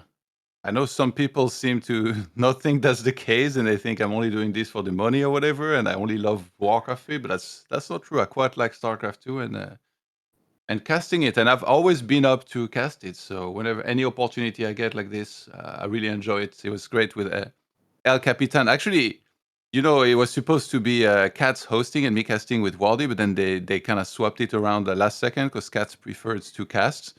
Really? And I had a great time casting with Cats, actually. Like, honestly, I don't get to cast with him super. I mean, I don't get to cast StarCraft that often, and in particular, maybe with cats. I don't think I've been paired a lot, but absolutely love El Capitan, and it was a great time. So you guys just switched at the last moment. Wardy was completely on board with that too. He rather want to host it, or He was definitely happy with that scenario. Yeah. yeah, because he's like easy work. I'll just say hello, ask for a prediction, and I'll lean back in my chair and watch the games. Or Yeah, kind of. Yeah, I think he didn't mind. Like, I mean, he does a lot of casting. Like, exactly. I was watching the VODs from the Open Cup to get ready for this DreamHack day. So like some of the Max Packs games and stuff. And I load Wally's stream, and it says yesterday, 12 hours. I'm like, are you kidding me? Like, does this guy ever sleep? This is ridiculous. Yeah. So I think Wally does a lot of casting already, and he didn't mind too much taking one day here doing the hosting. I think afterwards he may have minded it a bit though, because this wasn't one of these days where you kind of have to force yourself to talk and games are over, but they still go on for 3 or 4 minutes. It felt that yesterday there were just a whole bunch of nail biters. We can talk about it for a long time, but just check it out yourself. But we do have to talk a little bit about the final moments of Marine Lord Clem. Kev, were you watching it live, and what were you thinking and what were you feeling when you were watching the final moments live with that TVT? I just think the entire series was absolutely wild. I didn't catch the end live, to be honest, because I had to play some co-op with Aperture. The YouTube grind never stops. Well, but yeah, I don't know. Like this, it just didn't make any sense. This entire series was crazy. It's just But talking from like other than the gameplay, the gameplay was sick. We obviously love it. It's a great story. But the reactions, like I know that Clem is pretty feisty, and I know that he does get fired up, and I know he can be a bit emotional. But I have never seen him like this. Like he looked gutted, Todd. He looked absolutely gutted. That is the only word that I can really think of. They like making fun of me for saying the word gutted. It's a Kalaris thing. But have you seen this before, Johan? You mean Clem being this emotional? Yeah, like Not really. I think like sometimes he would get bothered by a loss, but like this is probably a one that he really expected to be able to do well in. And yeah, maybe this meant more for him because he was going up against like the previous really good French Terran, but he's supposed to be like the next big thing. So maybe he let that go to him, but it's an important match, of course. Like I don't think you expect to lose here, then you finally do. It's like it's gonna be a little bit emotional. I think it's a lot more that like Clem was on an absolute roll, right? For like 2-3 months straight where it felt like he was invincible. Then he hit in a weird way his own little slump where he just wasn't winning that much. But he still won the last 2 editions of the DreamHack Masters Europe. So I think he's the reigning defending champ, and this is where he wanted to show that he's still on top, that he's still the same Clem that can win the DreamHack Masters Europe. And once you lose in round 1 of the upper bracket, it's not just that it's going to get difficult in the low bracket. Suddenly the season finals is no longer a guarantee. You're going to have to really fight for that top 4. So I think it's a combination of all those things, not necessarily that Marine Lord is French or that he looked up to him. What do you think, Kev? Sorry, I want to add one thing quick. I think he probably also looks at those games and he can see his mistakes so clearly, and they just seem so unacceptable to him that it makes things worse in the games that he lost. Go ahead, Kevin. I also think it's probably one of the best draws. I think he would have preferred Vanya, but Marine Lord is like, he's not the greatest player. Like I'm not even sure if you normally consider him the top 3 Terran in Europe. Like you could say Gabe, Clem, Sol, Uthermal. You could say you'd rate them higher than Marine Lord, and no one would absolutely flame you. You could say, well, I think Marine Lord is top 3, and last year he did get top 4 and managed to go to a season finals. But there's also times where Marine Lord doesn't look like he's a top 3 Terran or a top 4 Terran. So I feel like for Clem, this was one of the scenarios he really didn't mind, and then kind of probably expected to win. Like the expectations of winning were so clear in his head that I think that very often is the worst feeling when you lose to someone where you didn't really mentally prepare for that scenario at all. I think that obviously adds up. Like if he loses a nail biter against Servo or Raynor, then I think he might be like, well, that was bound to happen eventually. But yeah, in this one, he probably did see himself advance. I do think maybe altogether we underrate Marinoid a little bit, because Marinoid has been pretty vocal, and I don't know Marinoid as a cocky guy at all. So when he says these things, I absolutely believe it. That in practice, he's been doing incredibly well. He said he's been doing better than he's been doing in many years. He's winning games against people that people wouldn't even think that he wins games off. The win record is really there, so his confidence is there. And Marino doesn't strike me as the guy who's going to start bragging if he goes 1-10 against Serral. Like, he must be legitimately doing somewhat decent against the very big boys in Europe. Otherwise, he wouldn't say those things. Yeah, that was interesting for sure. Like when I talked to him, and he was like, "Yeah, people think I'm going to get slaughtered, but I'm actually fairly confident." He must have prepared pretty well. Something must have happened for sure, and he had enough self-belief to actually play a really good series here. And like I said, like somebody asked in chat if the mistakes of Clem were this big. I don't think necessarily, but I think as a very competitive player, the first thing you do when a series ends or when a game ends is like you think, what should I have done better, especially if you lost. And in those games, it was pretty clear, I thought, like what some of the mistakes were, especially in the really long one where they ended up with like mass marines and stuff. Like it just felt like at times he was playing too aggressive, maybe mismanaged his economy and like the units that he should have been getting. And this is almost, I don't know if it's the worst kind of game to lose, but it's the kind of game that you lose and you're very regretful about. Because All right. you just know what you could have done slightly better to win the game, maybe. I loved his answer actually afterwards, where he's like, "Well, what is like such an upset?" And then Marino's first thing's like, "I can understand how it's an upset to you guys, but it really wasn't an upset to himself because he believed." Anyway, the TLDR guys is that the DreamHack Masters are awesome. They are continuing today at 4 p.m. Central European time. I think today we'll do 6 best of 5s, 4 lower bracket round 1 best of 5s. All right, Kev, you have 5 seconds to predict the 4 winners today. Go. Oh, I don't even have the bracket open. Uthermal Christiane. Uthermal, Skilles, Mana, Sol. Those are the 4 that I will go for as well. What do you think, Todd? 5 seconds. Cristiano, Hellraiser, Drogo, Geralt. I have a hard time believing that one, but we'll see. All right, Cobra, let's take a look at NA as well quickly. We'll go over it quick because I do want to talk a little bit about Todd, about casting and everything else. And of course, we still have a Q&A to take care of too. And this is a mini Pylon Show, so we cannot dive into the deep, but I promise next week I'll show a lot more love to NA, and we'll also have the Pylon Show a lot later, so we can finally have American guests on again. Let's go ahead and take a look at these 2 groups. Scarlet and Australia, top 2 in Group A. Neep and Nemshar, top 2 in Group B. Kev, not surprised about Scarlet, Australia, Neep. No, you are not, I'm not, Todd's not. Everything else, kind of surprising this season to me in NA, man. Because Nemshar almost didn't qualify. He was down 2-1 in the qualifying match against Pure Legacy. I'm like, Nemshar must be not playing at all. Then he still makes top 2, so now he's in the upper bracket. Disc, who was amazing last season, definitely hasn't stopped practicing, struggling a lot more this season. Like, how do you explain these things?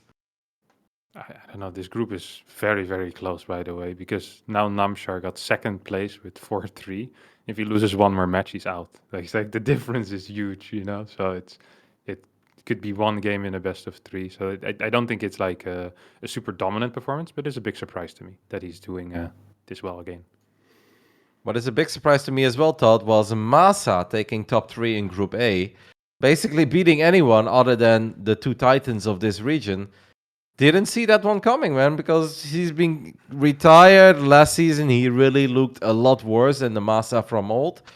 Apparently, he gave his career a second life, or what do you make of these results? Yeah, I always thought of Mazza as like a very strong player who has like a lot of different build orders. So I don't know exactly how active he's been as of late, but I think if this guy's motivated and like putting in the work, he's always going to be one of the guys that you can rely on to make this kind of result here. And like taking 3rd place behind Scarlet and Astrea. Big shout out, of course. The can qualified, man. Big shout out to the can. That was nail biting, by the way. He had to win that final game. I think it was against. No, it was a PVT he was playing. Against Vindicta, I think. I think M. Canning was tied up 1-1 against Vindicta. Trigger was in the chat. He already won his series. And Trigger's like, come on, Vindicta, just do it. But the can held strong. Let's gonna be a lot of fun watching MCanning in the playoffs. Everyone knows that is top tier entertainment. A little bit disappointed in my man Vindicta, because often when you see these up-and-comers finally qualify for the big leagues, it's one thing. Last season, Vindicta made it into the playoffs, and I was kind of hoping that this would be the start of the never-ending upswing in his career, where he would just keep getting better and better. But yeah, going from making playoffs to going 1-6 the following season it's just a bit disappointing. Obviously, he hoped for more. Everyone hoped for more. Anyway, that is starting off today as well, guys. The playoffs, that is. So those 8 players, I think today we'll only do upper bracket. It will be Neep, Australia, Namshar, Scarlet. Just take a look at ESL underscore SC2B happening, or not B. ESL underscore SC2. NA deserves to be on the main stream, not the B stream. That's it. Let's take a look real quick at China. China wrapped up. Time 1. Are we surprised, Harstem? No, we're not at all. Todd is not surprised either, and this time Time won a lot more convincing than he did last season. Last season he really struggled in finals. It was like a 4-3. This time he had a clean sweep, I believe. How the hell is Maxat still making finals in 2021, by the way? Like, I really thought Maxat retired like 4 times already, but he always comes back.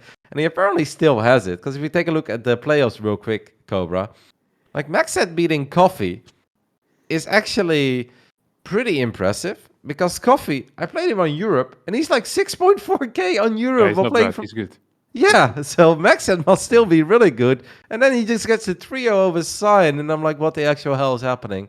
And even though he took 2 maps in the upper bracket semifinal against Time, he got wrecked in the finals. Congrats to Time. We'll see more of Time in the season finals, of course. Only the winner qualifies. It's going to be a lot of fun. And that pretty much does it. Now we're all up to speed.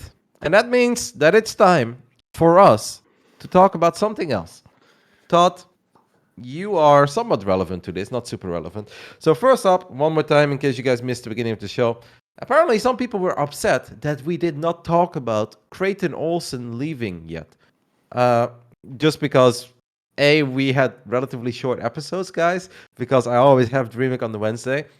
And B, you guys have a Q&A where you can always ask about that kind of stuff as well. I didn't really think this is like the biggest news in the world that we now need to spend an hour on. However, I do think it's kind of interesting to talk about casting overall, because there are people who believe that Roddy has formed a collusion with Zombie Grub, Fear Dragon, and Pig, Maynard, and the Muslim, where we keep other people out. The Old Boys Club, which I think is really funny, because the actual Old Boys Club, no one is pretty much left of that Old Boys Club, and I wasn't part of that, guys.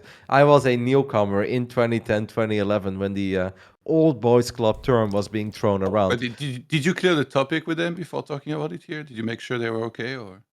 I was like, guys, like I'm keep the privacy high. No worries, no one will find out. So we'll have a closed caster community for the upcoming 11 years in SC2. No new casters allowed. You know that rap song, No New Friends. I think it's a Drake song. No new casters is my theme song. That's what I play when I go to bed every night. Now, anyway. Cobra, do you have the post of Creighton Olsen? The TLDR of the post was just a relatively abrupt announcement where Creighton Olsen says, I'm done making content. You won't see me anymore. I deleted all my tweets. He has unfollowed everyone in StarCraft 2 pretty much, other than 1 or 2 people. He's going to close his Discord. He will no longer stream. The TLDR is that he's done. He tried. He was not happy with where he ended up. He was hoping for a bit more. Gave a shout out to the 4 hardest working people in StarCraft 2. Rashi, Chicken Man, Statfest, and 1 more. And that was kind of it. That's how he left. Harstem, did you see the reaction? Did you see that post? And when you read it, did you think anything of it? Or did you just move on with your day? I tend to not read these too much. So I didn't actually see it. I noticed that he left and that he was gone, but it sucks. I mean, he was someone that put on a fair amount of content, and he had some funky concepts as well. And I think he was rather unique in his approach to things. I remember I once tuned into his stream where he was reading old news articles. Like, I think he had a passion for old news articles, and he would just read them with his stream, which I don't know, I thought it was great. I really like it when people have this type of hobby, and there's no embarrassment or shame, which obviously there shouldn't be. But very often when people have like a hobby that's a little bit out there, they tend to not want to share it too much. So I thought it was great. I liked him as a person. Seemed a decent enough caster as well. That was I actually had- a podcast. He recorded 1 or 2 episodes, and I think it was called Pages from the Past, where he read old articles. And I actually put that on. I actually listened to an entire. He was talking about articles of like 1814. I went to the gym. That was even before Corona, and I was like, let's see what this is all about. And I was like, it's not totally my cup of tea, but I still think, just like you said, it's always fun to hear people have passions that, you just don't hear very often about. But that's not very relevant to all of this. Todd, Creighton Olsen calls it quits. Because my reaction, and this is why we didn't really cover it before, guys, is that it was kind of similar to Kev. I'm like, oh, that sucks. I mean, yeah, making content is hard. Making living out of StarCraft 2 is hard. I enjoyed the tournaments. I participated in his tournaments. I actually won his random cup once, which is my greatest accomplishment in the last 2 years. 2-0 the hell out of Goblin in the final. Brought us twice, don't tell him. But, I enjoyed Creighton Olsen, the events that he put on, and I always love it when people are passionate about StarCraft 2. But if people want to move on, they just move on. Like, there are people coming in my chat every day. It's like, I miss Husky and Grubby playing StarCraft. And I'm like, I don't. Like, I focus on what we have. Like, if people want to move on, it's fine. Todd, how did you take the news? Creighton Olsen calls it quits. I mean, I don't know. I don't know what you expect me to say. I'm fairly indifferent in a way, but also I think it sucks that the scene loses a content creator and caster. But I feel like we need to give maybe a bit of context here, right? Of like what happened before, because like Of we course, mentioned, but that's not the look. I was first asking about the news, and then we can touch on like the little Twitter drama that you guys had. But yeah, when you saw that he quit, took it the same as Kev. Sucks. Moving on. yeah. I don't know him personally, but yeah, I haven't necessarily had the best of experience. Not, I don't wish ill on anybody, obviously, but I think it's not good for the scene, obviously, when anybody leaves, whether it's like a player, organizer, or caster. So sad for the scene for sure. I agree with that, especially when it comes to like organizing little tournaments when they are a bit unique, when they are a bit different. It's fun, and there were clearly plenty of people out there that enjoyed. I actually do really stand by the point that I think Creighton had a fair amount of success for as how little StarCraft 2 or how short he's been casting. Some people say he's been grinding for all these years. If I compare, for instance, the grind that Creighton Olsen did to the grind that Wardy did, and how long it took to get Wardy, where Creighton Olsen was actually relatively soon. I honestly think that's pretty spectacular. On top of that, even had a GSL Code S appearance here and there, something that a lot of people could only dream of. So I definitely think it's fair to say that Creighton had a decent amount of success. And actually, obviously, if you cast on the B stream, Katowice or DreamHack, you do get paid as well. And it's not the jackpot, but it's also not nothing. And there are a lot of people who work very hard and they do end up with nothing. So I really don't think it was all a failure. I just think maybe he hoped for a bit more and hoped to be invited to every premier event. I think it's really hard to get there because I think we have a lot of hardworking, very passionate people. And that's maybe perhaps where the little drama started. There was an announcement that we have the DreamHack Masters Season Summer Finals. I think that's how we called it in Stockholm. Lineup was announced. Todd, you were there. Harstem, you were casting the B stream. And Creighton had a little moment on his stream. And I really didn't think it was the biggest of deals. I do think it was just a little trigger. We all get triggered sometimes. The TLDR of what he said is that harder working casters like Harstem and Todd got invited over him. He was clearly not happy with it. That's where your little discussion started, Todd. Am I getting it correct? Yeah. It was like, I got sent a clip from his stream where like somebody asked him about it, and he said like somebody asked him, "Well, are you going to be a DreamHack?" And he's like sarcastically saying like, "No, hardworking casters like Todd are going to be there, or hardworking caster." I don't know if he said caster also, but like he mentioned Harstem, Mhm. and just seemed very unhappy with the fact that he wasn't involved in DreamHack, and I was a little bit surprised because like nobody ever really does this. I feel like usually, but yet a lot of people want to commentate events, but there is so few opportunities, right? Like Yeah. because there's so many commentators in StarCraft.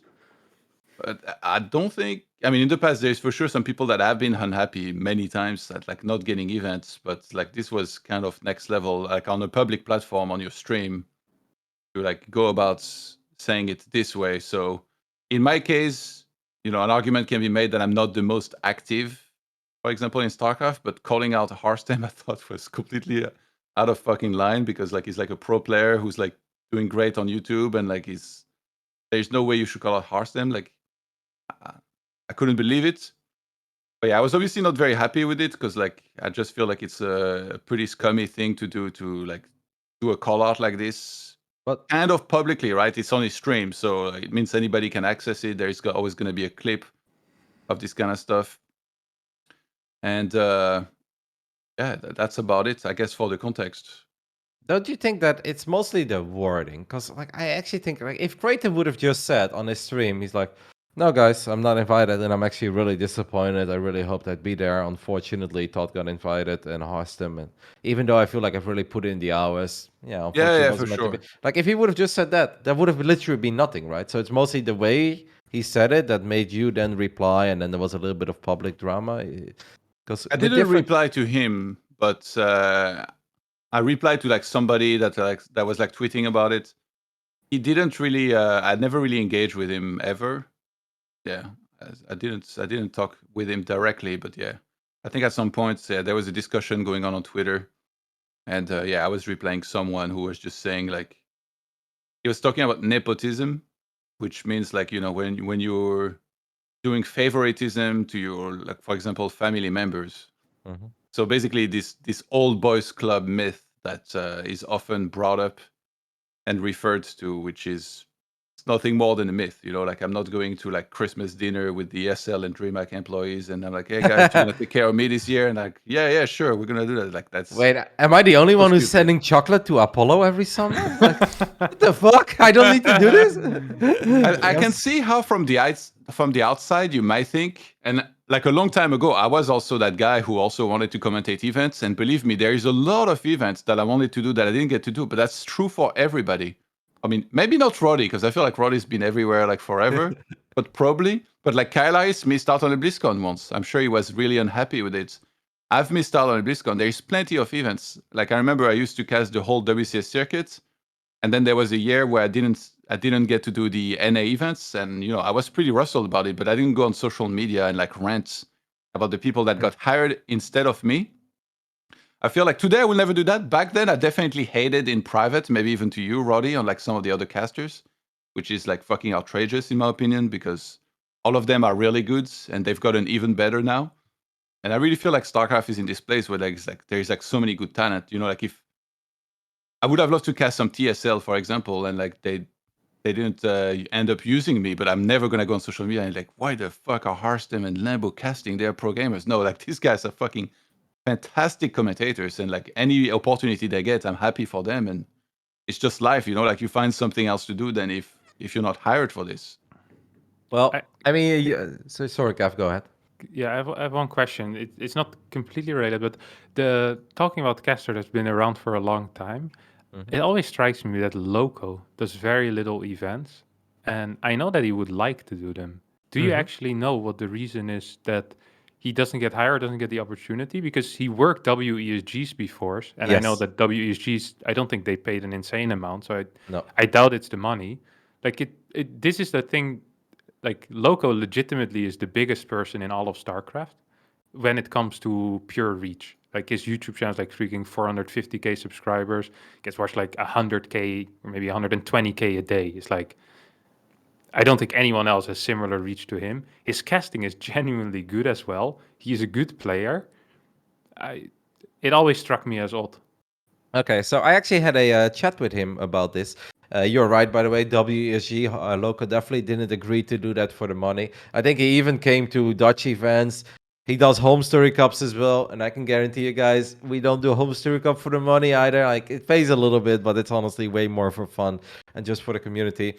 Loco, last time I was in Germany, he's like, I literally never get asked. By the way, do you know what's up with that? And I was like, I was like, honestly, I probably just think that they don't think about you.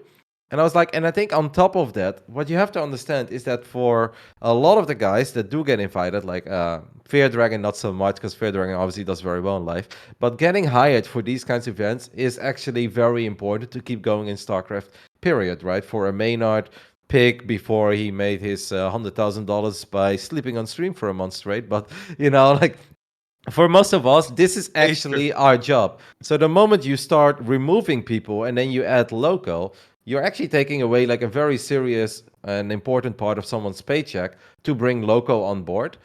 And for Loco, it doesn't really make a difference, right? Loco is obviously doing totally fine with his big YouTube channel, with his big Twitch channel. And then Loco actually said, he's like, yeah, I wouldn't really want to do that. He's like, it's not the biggest of deals to me. He's like, but I just kind of feel like I should get asked. Like, they don't even talk to me. And I was like, yeah, you make a pretty fair point. I was like, I honestly just think is that for everybody else, this is literally their bread and butter. This is what they depend on. And for you, it would just be a fun little extra to do. And he's like, yeah, I guess. He's like, still be fun though. I was like, yeah, I mean, I do think you make a fair point because you put in the work, you are a good caster, you indeed have that reach. Now, I don't think that if you put Loco, let's say, on an ESL SC2, that suddenly we have 5,000 people extra because Loco is on it. That doesn't work with TSL and Day 9 either. It just doesn't really work like that. Yeah. You see that with foreign events in the past where, you know, 1 year we have Tastosis at Katowice, and the next year we don't. Reddit has 300 comments about how no one is going to watch. Everyone's upset. Where the fuck? Oh, fuck ESL. Numbers literally better a year later than they were the year before without Nick and Dan. And that doesn't mean that the show was better. It's just, it doesn't really work like that. But I think you make a fair point, Kev. Like, Loco is, if anyone could be upset and maybe make some whiny tweets, it could be Loco, but he's way too nice to do that in the first place.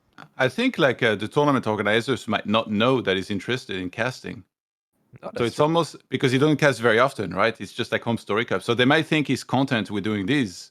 Perhaps it's on him to let them know that he's interested, and then maybe they will consider him and then hire him for a few of them. You can't just be like waiting for the opportunity to show up. People cannot read your mind. Well, like if I think of Loco, I think of somebody who's like successful on Twitch, on YouTube, who casts mostly Home Story Cups. And I would think that he's probably happy with this. I don't necessarily know that he wants to cast more than that. So tournament organizers who might be maybe a bit less in touch with that might not know that he wants to. So it's maybe for him to reach out and be like, "Hey, I'd love to get an opportunity to cast." And like, I feel like there is a decent chance it would happen if he did that. I'm not totally sure if I agree with that because I have honestly never reached out to anyone. They've always reached out to me. But you cast fucking everything. Like there's Yeah, you there's say no that, Todd, YouTube, but that's not true. Like now you're talking about the last 3 or 4 years. Like in 2011, I didn't get asked for anything. The only events I did were the ESL events because I was actually working for ESL. Like there were literally moments where I lived together with Mr. Bitter, and then Assembly would reach out to Mr. Bitter, but they wouldn't invite me. So I'm like waving Mr. Bitter goodbye at the airport while staying at home playing some fucking ladder games with my dick in my hand, while Mr. Bitter is off to Finland having a good time with everyone. Then we go to America. He's doing all the MLGs, and Roddy's sitting at home once more just lathering with his sausage in his hand. So it wasn't always like that, but I don't know. I just kept my head down, kept working hard, kept doing the best I feel like I possibly could, and at least have the feeling that other people did not work harder. So at least I wouldn't be overlooked for not putting in enough work. But I also think that, let's say USA is looking for their lineup for the men's basketball team for the Olympics. Do you think it's up to LeBron James to reach out to them and be like, hey, I would really want to be on the team? Or should they reach out to LeBron James now, assuming that Loco is LeBron James? Yeah, but that's totally different. Why? Yeah, because they're like, these guys are competing in like a professional league and you see them compete and then you're trying to build a team that's going to compete. So it's like, if casting was a competition that everybody was doing like every week, and then there was a bigger competition where you need to assemble a team of the best casters, and then you would take from this competitor's pool and the Loco would be in it, then yeah, he'd be included. But now it's like, esports is all over the place. Everybody's doing different things. Some people are focusing on streaming. There is like YouTube. Loco's doing both, but he's not casting too many tournaments besides Home Story Cup. I sincerely doubt that most tournament organizers even consider him because of that. Okay. Not because he wouldn't be good enough, because I think he'd definitely be good enough, but because they just think he might not be interested. But if they knew about that, if he would make it known somehow to them, I really think they might just hire him. I think we are all on the page that Loco is obviously good enough, and I had a blast with him casting at Home Story Cup. And if Loco wasn't good, then there wouldn't be so many people watching his videos in the first place. Brings up a bigger question. Maybe the tournament organizers do not follow StarCraft 2 closely and intensely enough to actually necessarily pick the right guys for the job. this goes back to maybe the old boys meme. I can guarantee you guys that I have no power on who gets hired or if I get hired in the first place. What I have done, for instance, in the beginning of last year, is have a little chat with Apollo when they announced that B-Stream would always be Creighton Olsen and Grant. I told Apollo when I was in Cologne one night, I was like, hey, I actually think you should really give like Chicken Man and especially Statfast a couple opportunities on the B stream too. I was like, these guys are covering everything. They're streaming, they're laddering, they're putting in the work. I was like, and Sean is obviously a busy guy, so I don't know that he's necessarily watching the American Open and stuff. And like he has to do Counter-Strike stuff as well. I was like, but yeah, keep an eye on those. So if anything, the opposite of the old boys club, I was kind of trying to open the doors for people that I feel absolutely deserved some time on the bigger stages as well. But it worked, no? Statfest was on A stream last week. He did a good job. He was very good. He did a good job. I think he's very good in general, yeah. Yeah, and I think the other guys enjoyed casting with him as well. But, you know, that's not because I put in a little good word, but it does help maybe putting them on the radar in the first place. But going back to the original question then, are the people who are selecting the casters for the events, are they perhaps not as closely involved as they should be? What do you think, Kev? I think they're very involved on Twitch. Perhaps they don't quite understand the reach or the amount of people that enjoy local on YouTube. Is a possibility. I don't think that's the case. They must know that. Yeah.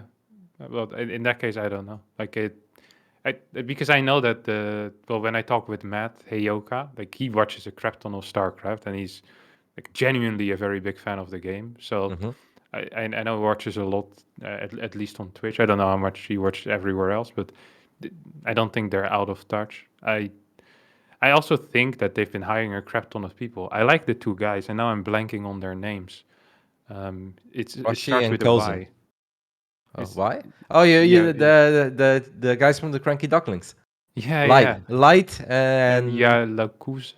I thought it was quite funny. They had it's something different. It's Latin American vibes, no? That's kind of like the Brazilian football commentators. Go Lasso! Go, go, go, go, go, go, go!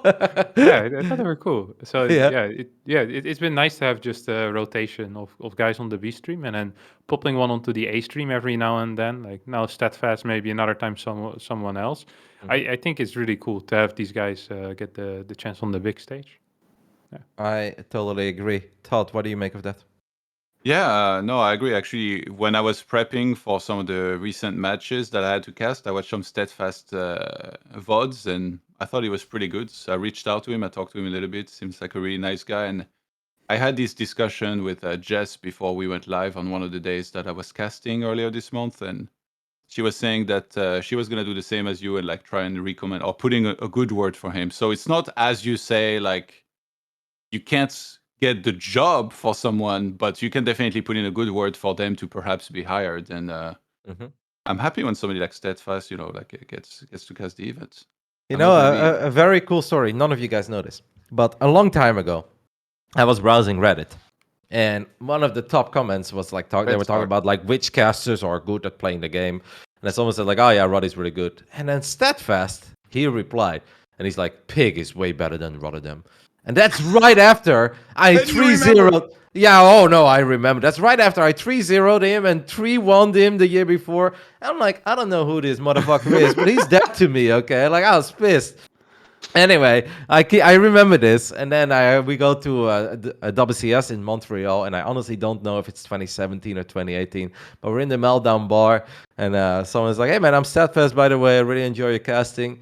And I look, I'm like, you told Reddit, the Pig's way better than me. And he looks confused. He's like, what do you mean? But I'm joking, like I have a drink in my hand and I'm smiling. I was like, nah, I'm messing with you. I was like, but I'll be honest, my ego was a little butthurt. He's like, I didn't do that. I was like, oh yes, you did, mate. You literally wrote, Pig is way better than Rotterdam. And I've hated your guts ever since. But that was just a joke. And he's like, no. Walks around the bar for 12 minutes, comes back, phone in his hand. He's like, yeah, I found the comment. I did write that. And we just, like, I started laughing. And I was like, it's all good, mate. Like, I don't hold it against you. I was like, I know we played a couple times too. It's just fun and jokes. And then we had a little chat. And I very vividly remember that he said, he's like, yeah, man, I've been really streaming a lot lately as well. And I'm putting in the work. And he's like, one day, he's like, I'll be casting the same event as you. Mark my words. So I was like, mate, I hope it works out. Good luck on the grind. But that's years ago. And if you talk about someone that has not given up on the dream. Holy fuck! Like Steadfast is actually like I just admire it. I respect it, and I feel like we have all had similar journeys. Like Todd did not get good at Warcraft 3 overnight. That took a lot of effort. Harstem, you did not grow your Twitch channel. You haven't been relevant to StarCraft 2 for all these years. It takes time. It takes a lot of hours. And Steadfast really has been putting in those hours. X2 almost over the last few years. And that's why I feel like, if anything, I want him to be at events. It's not an old boys club. We're not closing the doors. And not to go back to Creighton Olsen, or maybe to some degree, because people wanted us to talk about it. I think Creighton did a lot. But some people made it seem he did everything he could. And I personally kind of disagree with that, because whenever he wasn't casting, have you guys ever seen him play one game? Like, I haven't. He's playing 9 hours or 10 hours of this, like, RuneScape or space game, and that's okay. People should enjoy whatever game they want. But you can't really say that that's giving it your all when you're only, running a little tournament here and there, or you're casting an online event, but meanwhile you're playing 10 hours of, I don't even know what name it is, Battlegeist Galactica 2.0, Star Fox on steroids or something. Like, I don't know what it is. You're talking about Creighton? Yeah, I think he could have done more. And I think if he would have done a bit more, I don't know if there is a guarantee that you then get invited for the events, but I do think it stands out. Steadfast really stands out to me, because I see everything he does. And I also see what people don't do. I think it's unrealistic to have like specific expectations in terms of what tournaments you're gonna get hired for. If you want to be a commentator, like, you never know what's gonna happen. Like, one season you might get asked a lot. It's completely random, like in terms of how much work you might be offered. And I'm not sure how long he has been doing this also, and like what were his expectations were, but it just seems like they were way higher than what ended up happening. He probably thought that if he did the B stream for like 1 or 2 seasons, then he was going to be on the A stream for sure and like become one of the main guys. Yeah, it's very unlikely like this would ever happen. And it happens to a lot of new talent that they think about it in this way, where they're expecting like a high reward in a way. Where I remember like when Grant came to cast the tournament in Finland also, like he was tweeting stuff of like, I'm going to be at BlizzCon and stuff, and I want to do like these tournaments for more regularly. And like, I wish that for you, but you need to understand how completely random and wild this scene is, where like you really don't know what's going to happen. Well, first of all, there's not even any more BlizzCon, so that's going to be hard probably. But it works completely differently than most people imagine in regards to a lot of things with talent selection, with how much work you can be given. You need to understand it's like super competitive StarCraft commentary, in that there's so many commentators and very limited jobs. And on top of that, it is indeed not always fair. But it's not unfair because Zombie Grub, Fear Dragon, Roddy, and the Muslim don't want anyone else. It's unfair because other people decided. And yeah, I also felt that I was really overlooked at some events in 2011, when I felt that I cared way more about StarCraft than any of the guys they were hiring. And on top of that, they were paying them 3 times as much as I wanted to get paid in the first place. But yeah, those things happen, and you have to accept it. It's just not in your hands, right? It is in Can the you hands. imagine if you went on social media back then, you were like, the old boys club are not letting me in? I mean, in a weird way, it did feel a little bit like an old boys club, because it felt like all those guys went way back. They all lived in America. They all played Brood War. And I'm like a European Warcraft 3 nerd who barely knows how to say the word Marauder, So I was like, how the hell am I going to infiltrate this club? But then later on, you just keep going. You keep doing your work. I was obviously very lucky to work together with Ben for a long time. That really got me going. But yeah, then you start to spend a lot of time with guys like Artosis and Incontrol, and you're like, hey, they're actually like super fucking nice guys. It's like it's a pleasure to hang out with them and that kind of stuff.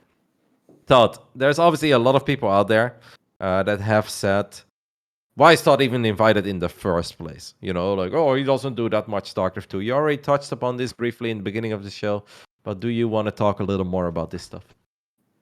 Sure. So I'm not casting StarCraft, or haven't been, because like by choice. I would love to cast more StarCraft and be like more of a regular on the circuit, but just the opportunities have not been there so much. Last year I was offered to cast the first event of the year, but I was getting surgery at the time, so I couldn't.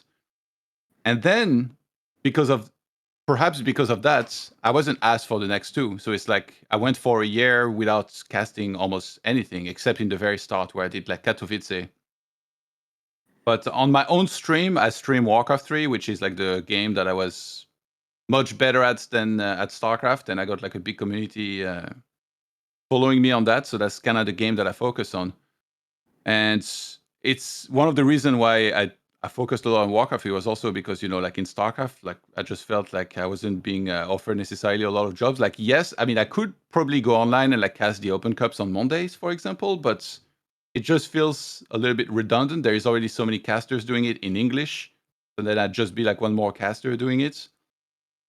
So it's kind of hard to find your place and like decide exactly what you want to do. So I chose to focus mostly on Warcraft 3 on my stream. I don't play StarCraft 2. Very rarely it happens, like almost never these days, in the last few years at least. But I don't feel like this should be the ultimate decider for whether I get to cast in a tournament. Like in my opinion, I can bring more than that. I got good banter with everybody. Like I'll try to bring good humor to my cast, storytelling. I'll try to touch. I do some prep so I can bring up the build orders. I thought I did a pretty good job of that these days. Like I called down the build of Max Pax against Zerg perfectly yesterday, and I always feel like that's a good story, like for the series, to be able to call down exactly, because then you're looking forward to how the opponent's gonna counter her. Is he still gonna do this exact build? Is he gonna make adjustment himself and stuff? So on one hand, like I feel like if I get offered a job for StarCraft, I'm very happy to cast it. So I will take it. But at the same time, if they give the job to somebody else, one of the up and coming casters like Steadfast that I've listened to and that I think is really good, I'll just be happy for them, and I'm not gonna go cry about it. Like, no, I'm not gonna getting any StarCraft jobs. So at the end of the day, it comes down to like the people that hire casters. It's for them to decide. I don't feel like I'm super out of place when I cast. I don't say a lot of stupid thing. I did say a really stupid thing yesterday. Mm-hmm. And I just feel like it happens. Like not long ago, I was casting DreamHack Warcraft 3, and I said a fucking outrageous thing about a unit. I said that Spirit Walkers were gonna resurrect grunts, which that's never happened in the game because they can't. They can only resurrect Torrents.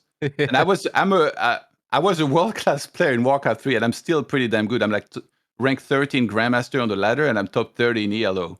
Yeah. And I said something that literally has never existed in the game. Why? I'm not sure. Like, I feel like I kind of know that it's not like that, but sometimes when you cast, like, if you're, I don't know, if you haven't slept well or something, you can end up saying something really stupid. And it kind of happened yesterday. Once upon a time, it definitely would have tormented me quite a bit, but now I just look at it and I'm like, shit happens. Like sometimes you say something really stupid.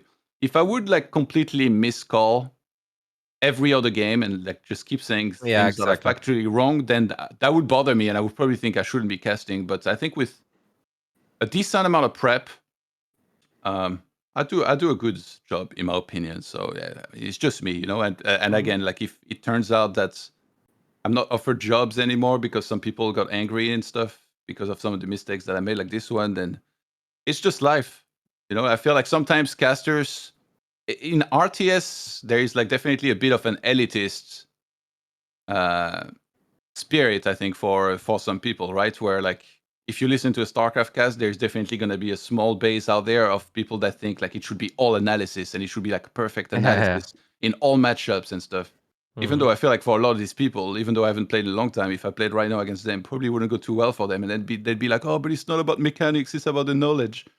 I mean, you might be right. Maybe my knowledge is a little lacking for doing StarCraft tournament, but that's also due to the part that I don't get that many casting jobs. If I knew that for a whole year, I would get like a certain amount of casting jobs for sure in StarCraft, I would for sure at least stream 1 day a week, where I'd play ladder, and I do think I would get decent results as well. I would like watch more games. I watch a decent amount now, but not necessarily the most. I'm not always able to watch with sound and stuff, so it doesn't help with that. Mm-hmm. So yeah, like I don't think I'm out of place personally getting hired than casting, and I get a lot of positive comments. I don't want to let the negative comments like take the spotlight compared to the positive, because like on my stream, on social media and stuff, a lot of people tell me that they enjoy my casting. So I don't want to only focus on the negative, but it would be very easy to do so, right? Just like when you're streaming, like a lot of people are being nice in chat, and then there's this one person that shows up say something obnoxious, and then you just kind of focus on that and reply to only these guys. So I want to try and not do that as much as possible. I feel like I'm one of these guys on a reality TV show right now, and this is like you're applying for a job, and I'm like, you're hired. We're funding your project. Okay, very convincing speech. That no, Kev, it felt like you wanted to say something for quite some time. Go ahead. No, I haven't been. I've been. Oh, you're just listening very Yeah, just intensely. listening. Actually, Very intensely. I would love for Harstem to weigh in on this because I know you like to stay away from this. You didn't even reply to this Creighton Olsen thing when the clip was shared, where he also says like you're hardworking. But I can't think of anyone worse than you to call out for like this kind of stuff because you've just played so many games in your life. It's absurd. And like you've also got a big YouTube now, and like for you to be called out as one of the guys that's like it's not hardworking. Just what's your opinion on it? Well, I kind of like.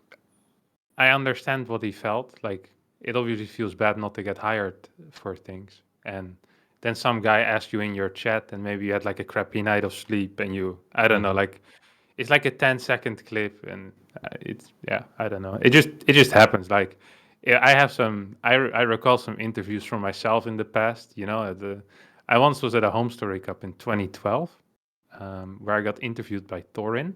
And at the time, Naniwa, I think he came off like his GSL run. And I think I beat him on ladder once. And as a result of that, I got a little bit cocky and I called Naniwa a shit player. And that didn't go over too well with anyone, obviously. But in my defense, it was like, in my head, I played him once and I won. I was like, all right, I'm way better than him. I was young. I had no experience in tournaments. I probably had a couple of drinks before the interview, and I had a crap night of sleep. Like everyone says dumb things, and if you're just gonna crap on everyone that says something dumb once, then it's gonna be a very empty scene because I wouldn't be here anymore. So I think a lot of people said dumb things, and I don't think we should. I don't want to jump on that in that case, but No. And overall for the casting, like it can be rough as well if you're not like one of the main guys that gets on, even for the B stream, especially because Creighton started pretty high. Like he got hired for GSL so fast, and if that's kind of how your point of reference is, like you start not even casting, and within like half a year you're hired for GSL. It's like obviously you're gonna expect big things very soon. So I can kind of see where he's coming from, and especially if it's someone that isn't as visible like you are in StarCraft 2. Like you don't stream StarCraft 2, you don't cast the weekly tournaments. It's like, well, why am I not getting hired over this guy that hardly does anything? That's not really how it works, because it's about what people enjoy and skill in the trade. Like if Cyril doesn't play for 10 months and he beats me, like he still beats me, that's just how it is. And I guess with casting it's a little bit different because other people get to decide who gets hired.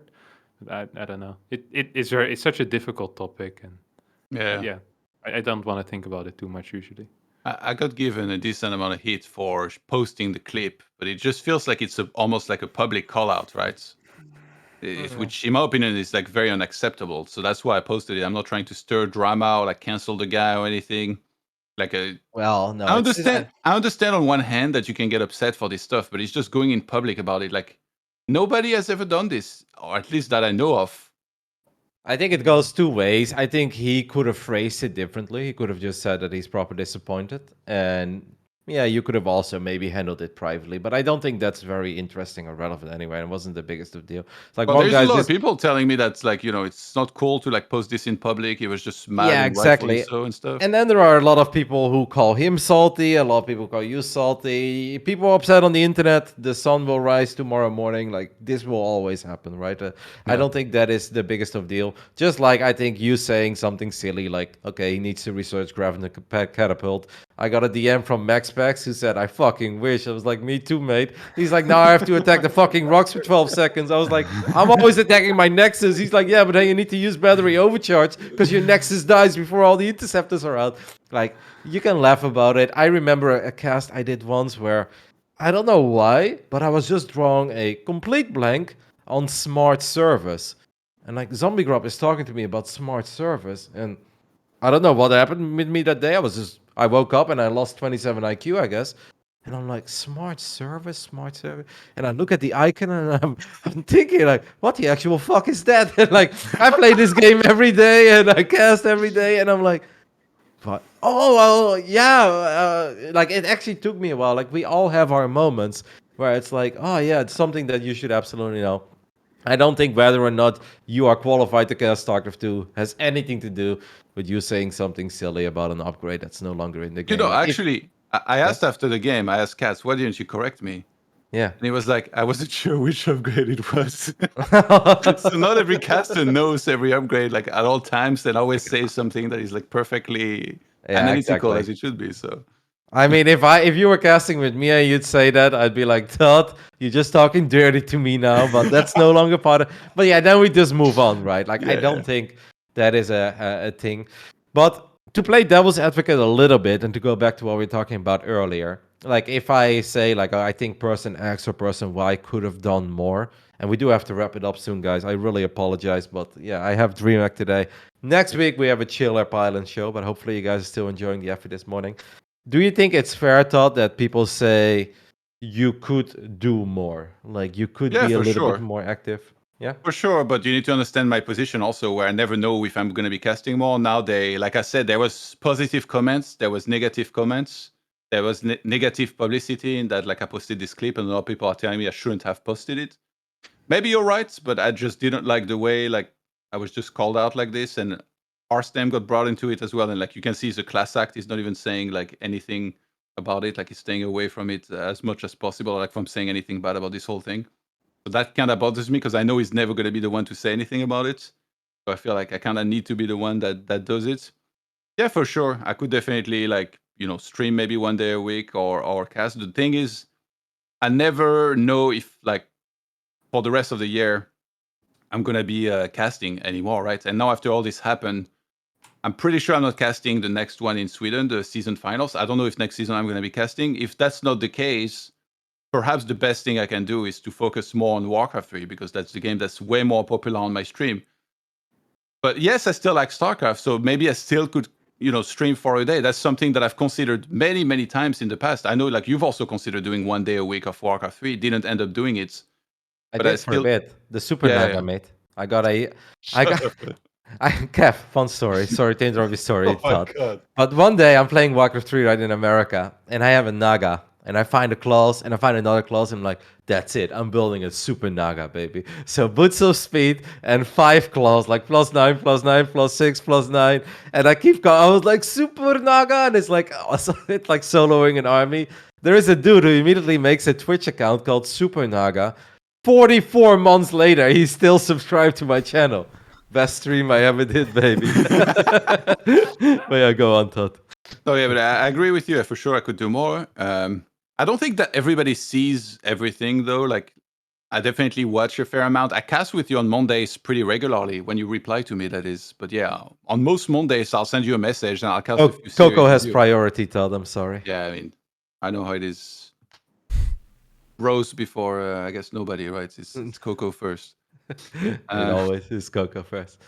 No, okay, that's good to hear, and I'm sure that if you would like, people also have to understand that some of us are not 16, 17, 18 anymore. Whereas like you go to school, it's like no, Todd is obviously a grown man. He's trying to make a living, and if your stream does better doing Warcraft, it actually makes sense that he spends a lot of time doing Warcraft. I also do think that Todd has already.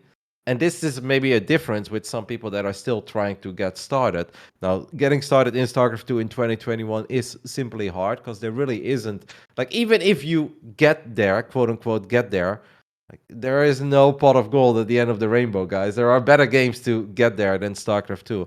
So it really does have to just come from a place of passion where you like doing it. Todd obviously did play competitively for years. Todd even won a European Championship in StarCraft 2. On top of that, one of the best Warcraft 3 players of all time. I do feel like whenever you have Todd on the broadcast, you're looking at someone who has a lot of credibility, I think, within RTS. And to me, at least, even if I wasn't commentating with Todd or if I didn't like Todd as a friend, half the time we're not friends anyway. He's always upset at me, so don't take that too serious. But I like seeing someone that I know has been a world champion in one RTS, has been a European champion in the game that I'm currently watching. That does something to me. Would you agree with that, Kev? Yeah, I like it. Gives some credibility, and I think you'll always have a level of analysis just from being a high level competitor. Like, you can understand what's happening even if you're not completely in touch with the meta game. I think you have a level of analysis of RTS in general, and I mean, you're a StarCraft pro, you're a high level Warcraft 3 pro. You're going to be able to figure out what's happening and find intricacies that perhaps other people that are more in tune with StarCraft but never competed at a high level will not be able to figure out. Actually, how important do you think that is, right? Because I feel like as long as you don't say a lot of stuff that's wrong, but going through the Reddit threads, I feel like there was a lot of mudslinging going around. Like people are bringing up, tasteless and stuff, not playing a lot or like not knowing a lot about the game. But I feel like is it you think a minority of people that think like this, or is it you think like most people that watch StarCraft that really want every caster to play the game a lot? Because when I listen to Artosis and Tasteless, I'm mad entertained. So for me, it's crazy that somebody would like bring it up in this way and be like, "Oh, this guy doesn't even play the game." Like, he doesn't need to play the game to be like a great play-by-play caster and also have great banter with his co-caster, which is one of the most entertaining duos in the scene, in my opinion. Yeah, I think they're very entertaining. I think sometimes they're perhaps a bit too entertaining, and it would be nice if they focus a little more on the games. Well, for me, and yeah, I'm kind of torn on this because a lot of the analysis, like, it needs to be very good for me to be like, oh wow, I didn't know that, because I obviously play a lot of StarCraft myself and I understand a lot of the matchups myself. So if it's too analytical, I either get very triggered by people being wrong, even if they're correct 9 out of 10 times. If they're analyzing everything, like they're gonna make a mistake at some point if they're not a super high level player themselves in that specific matchup most of the time. Yeah. So it's just, I think it's nice if people are in touch with the meta so they can explain to you when something weird is happening or something odd is happening, and that they can pinpoint moments where something brilliant is happening, where within a strategy or a mind game. I think it's very important to be able to communicate those things. And in order to do that, you just need to be in touch with the meta. But if you watch Tastosis, do you think that also? Because usually it's Artosis that's going to be doing the analysis, whereas Tasteless will be doing more like play-by-play stuff. I think Artosis is well in touch with the meta enough. I mean, they watch enough StarCraft 2 just by casting GSL that they understand what's happening there. I think sometimes they miss some small details, but I think they're just so extremely entertaining. Like, I think a guy in the Reddit thread also said they could cast watching paint dry and it'd be funny, and they're genuinely just funny guys. Like, it's just a good time to watch for me. So I don't care too much, honestly. But I have that with a lot of StarCraft. Like, I know, I like having people talk about StarCraft, and whether, like, as long as they're not missing every analytical point, I'm kind of okay with it. I mean, sometimes it's even just an opinion as well, though, right, Kevin? Like when it comes to analysis, because I remember one moment where I think we had a cast at Home Story Cup, and it was a PvZ on Jagannatha. I'm like, yeah, I think he's gonna drop a Spire, and you're like, that's so dumb, and then like he drops a Spire, like, wow, that actually doesn't make any sense. But like, it's not always a fact, right? Like the way that someone looks at a game, like obviously certain things are. Sometimes it is written in stone. This is right. This is wrong. Or this is what's happening. But sometimes it's also just an opinion. And even pros, like you put Raynor and Saroy and let them watch 10 super high level ZVZs at the exact same time, like Dark, Rogue, whatever. Even they are going to have disagreements, right, over what is the right thing to do there. But that's also what makes StarCraft 2 beautiful, I guess. Yeah, now, it's just that the reasoning, I think, needs to be correct as well. Yeah, so like you can argue a point, and so like if your reasoning is incorrect and you're making analysis, that's very bothersome. But yeah, you can argue for a Spire, and yeah, it's important to always keep in mind that most players do prepare and think about their strategies. That you try to explain why a player is doing something, what he's doing, even if you don't understand it. I think that's something that, especially when pro players are casting, tend to be relatively bad at, because we tend to tunnel vision a bit on our own perspective or the people we talk to. I noticed it myself as well. I think Lambo is a lot better at that, where he's very open to new things and can very easily see the purpose of things. That I think Lambo personally, for when it comes to analysis, I think he's the best. Just in general, just overall analysis, but also communicating that. Zerg related though. Circ related. Yeah, you put him in a PvP and he says some silly things. No, I love you, Lambo. Now, I think, guys, in the end of the day, this is not rocket science. Like Todd, you said, like, some people, they're like, oh, they want analysis. Some people, they love the banter of tastosis. To me, StarCraft 2 casting can be very similar to literally music. I love listening to Drake, right? Some days I want to listen to rap. But some days I want to listen to some pop songs, and some nights I want to listen to EDM. Some days I want the die-hard analysis, non-stop, break everything down. Someday I don't want to hear any analysis, and someday I just want a nice mix between both. Some people, they can't wait until they finally talk about the game, and some people have the best time, and the casters are not really talking about the game until they really have to talk about the game. It's like, and nobody's opinion is more correct than the other, right? Like, if you love analysis, that's fine. If you love banter, that's fine. Yeah. Like, there is room for everything. Like, this is, to me, this is really not rocket science, but people feel like there is still something you can argue over. I know, I think you're right. I do feel like you get direct feedback though in esport, right? When you do commentary, and sometimes it does feel like, like when I see negative comments, like not necessarily about me, like for example about Tasteless, it definitely makes me sad because I feel like at times he's underappreciated. And it kind of reminds me of UFC. There was this commentator, Mike Goldberg, who had like all these epic lines. And then they ended up not renewing his contract. Then he went to commentate for a new promo. And then now it's like, a lot of people miss that guy. A lot of people that were saying he shouldn't be commentating with Joe Rogan, they think about it and like, God, I wish he was back because...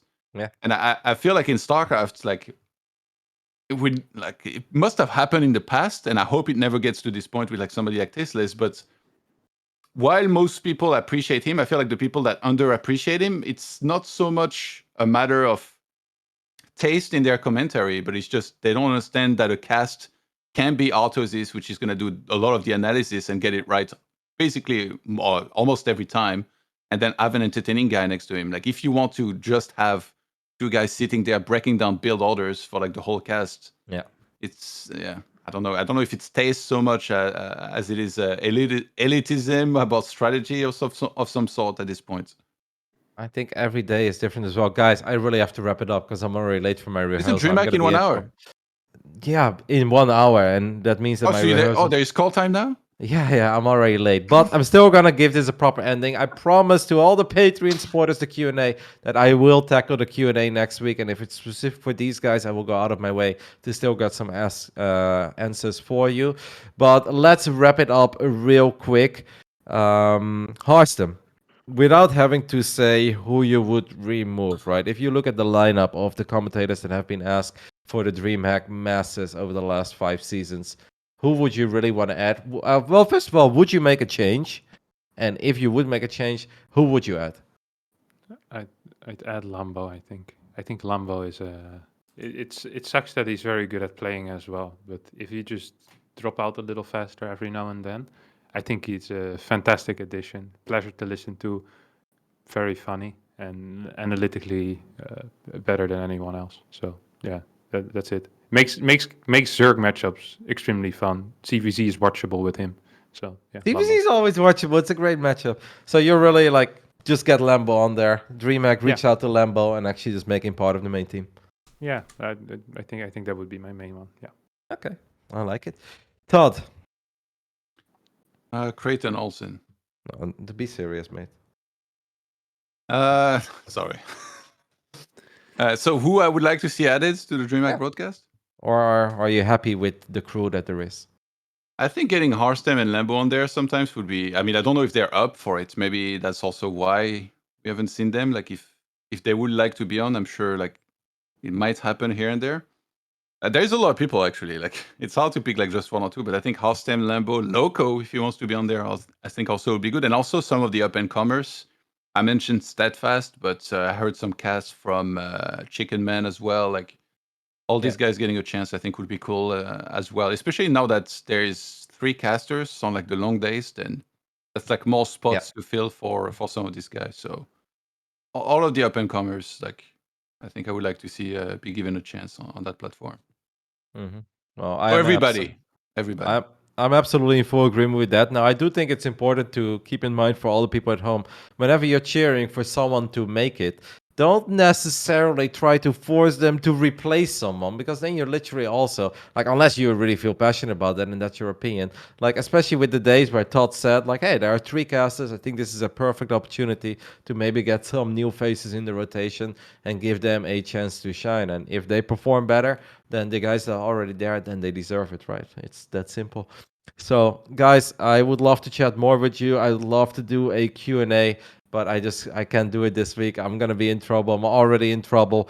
Next week, the Pylon Show will be back at a later time slot. So we're actually going to do it a bit more friendly to the Americans. There will be American guests. We'll cover some other topics. But once again, if you feel there's too much esports, I'm sorry, there's going to be a lot of esports talk here. But if you want to talk about anything else, the Q&A is there for a reason. And I do not shy away from answering any of your questions. Do shout outs real quick. Harstem. Well, obviously, massive shout out to our Patreon supporters. Without you guys, it wouldn't be possible. Cobra is very happy with you guys and he truly appreciates you. If you guys want to become a Patreon supporter, it would mean the world to me. There is a button underneath this stream on twitch.tv/Rotterdam08, or just head over to thepylonshow.com. Even if it's just a couple dollars or euros or whatever currency you may use a month, we love you. Harstem, thank you so much, mate, for taking time out of your Wednesday of joining me this morning. Where can we find you, and any final shoutouts? Well, thanks to Cobra and you for having me on again, and find me on Twitch, twitch.tv/Harstem, youtube.com/Harstem, and yeah, that's it. Shout out to Team Liquid as always. Shout out to them. That's it. Letot, where can we find you, and what's up? At you and Merlot on Twitter and Todd on Twitch. I stream quite a bit of Warcraft 3. We're doing a pretty sick charity event actually today, starting at 6 p.m. to try and fund the cancer treatments of a dear friend of mine and ex-teammate. So I guess I'll be a little bit busy with that, but I'll have you on the other screen. Kev, I'll pay attention. Make sure you don't mention Graviton Catapults because I'll be there ready to make a Reddit thread if that happens. But yeah, no, thanks to you for having me on.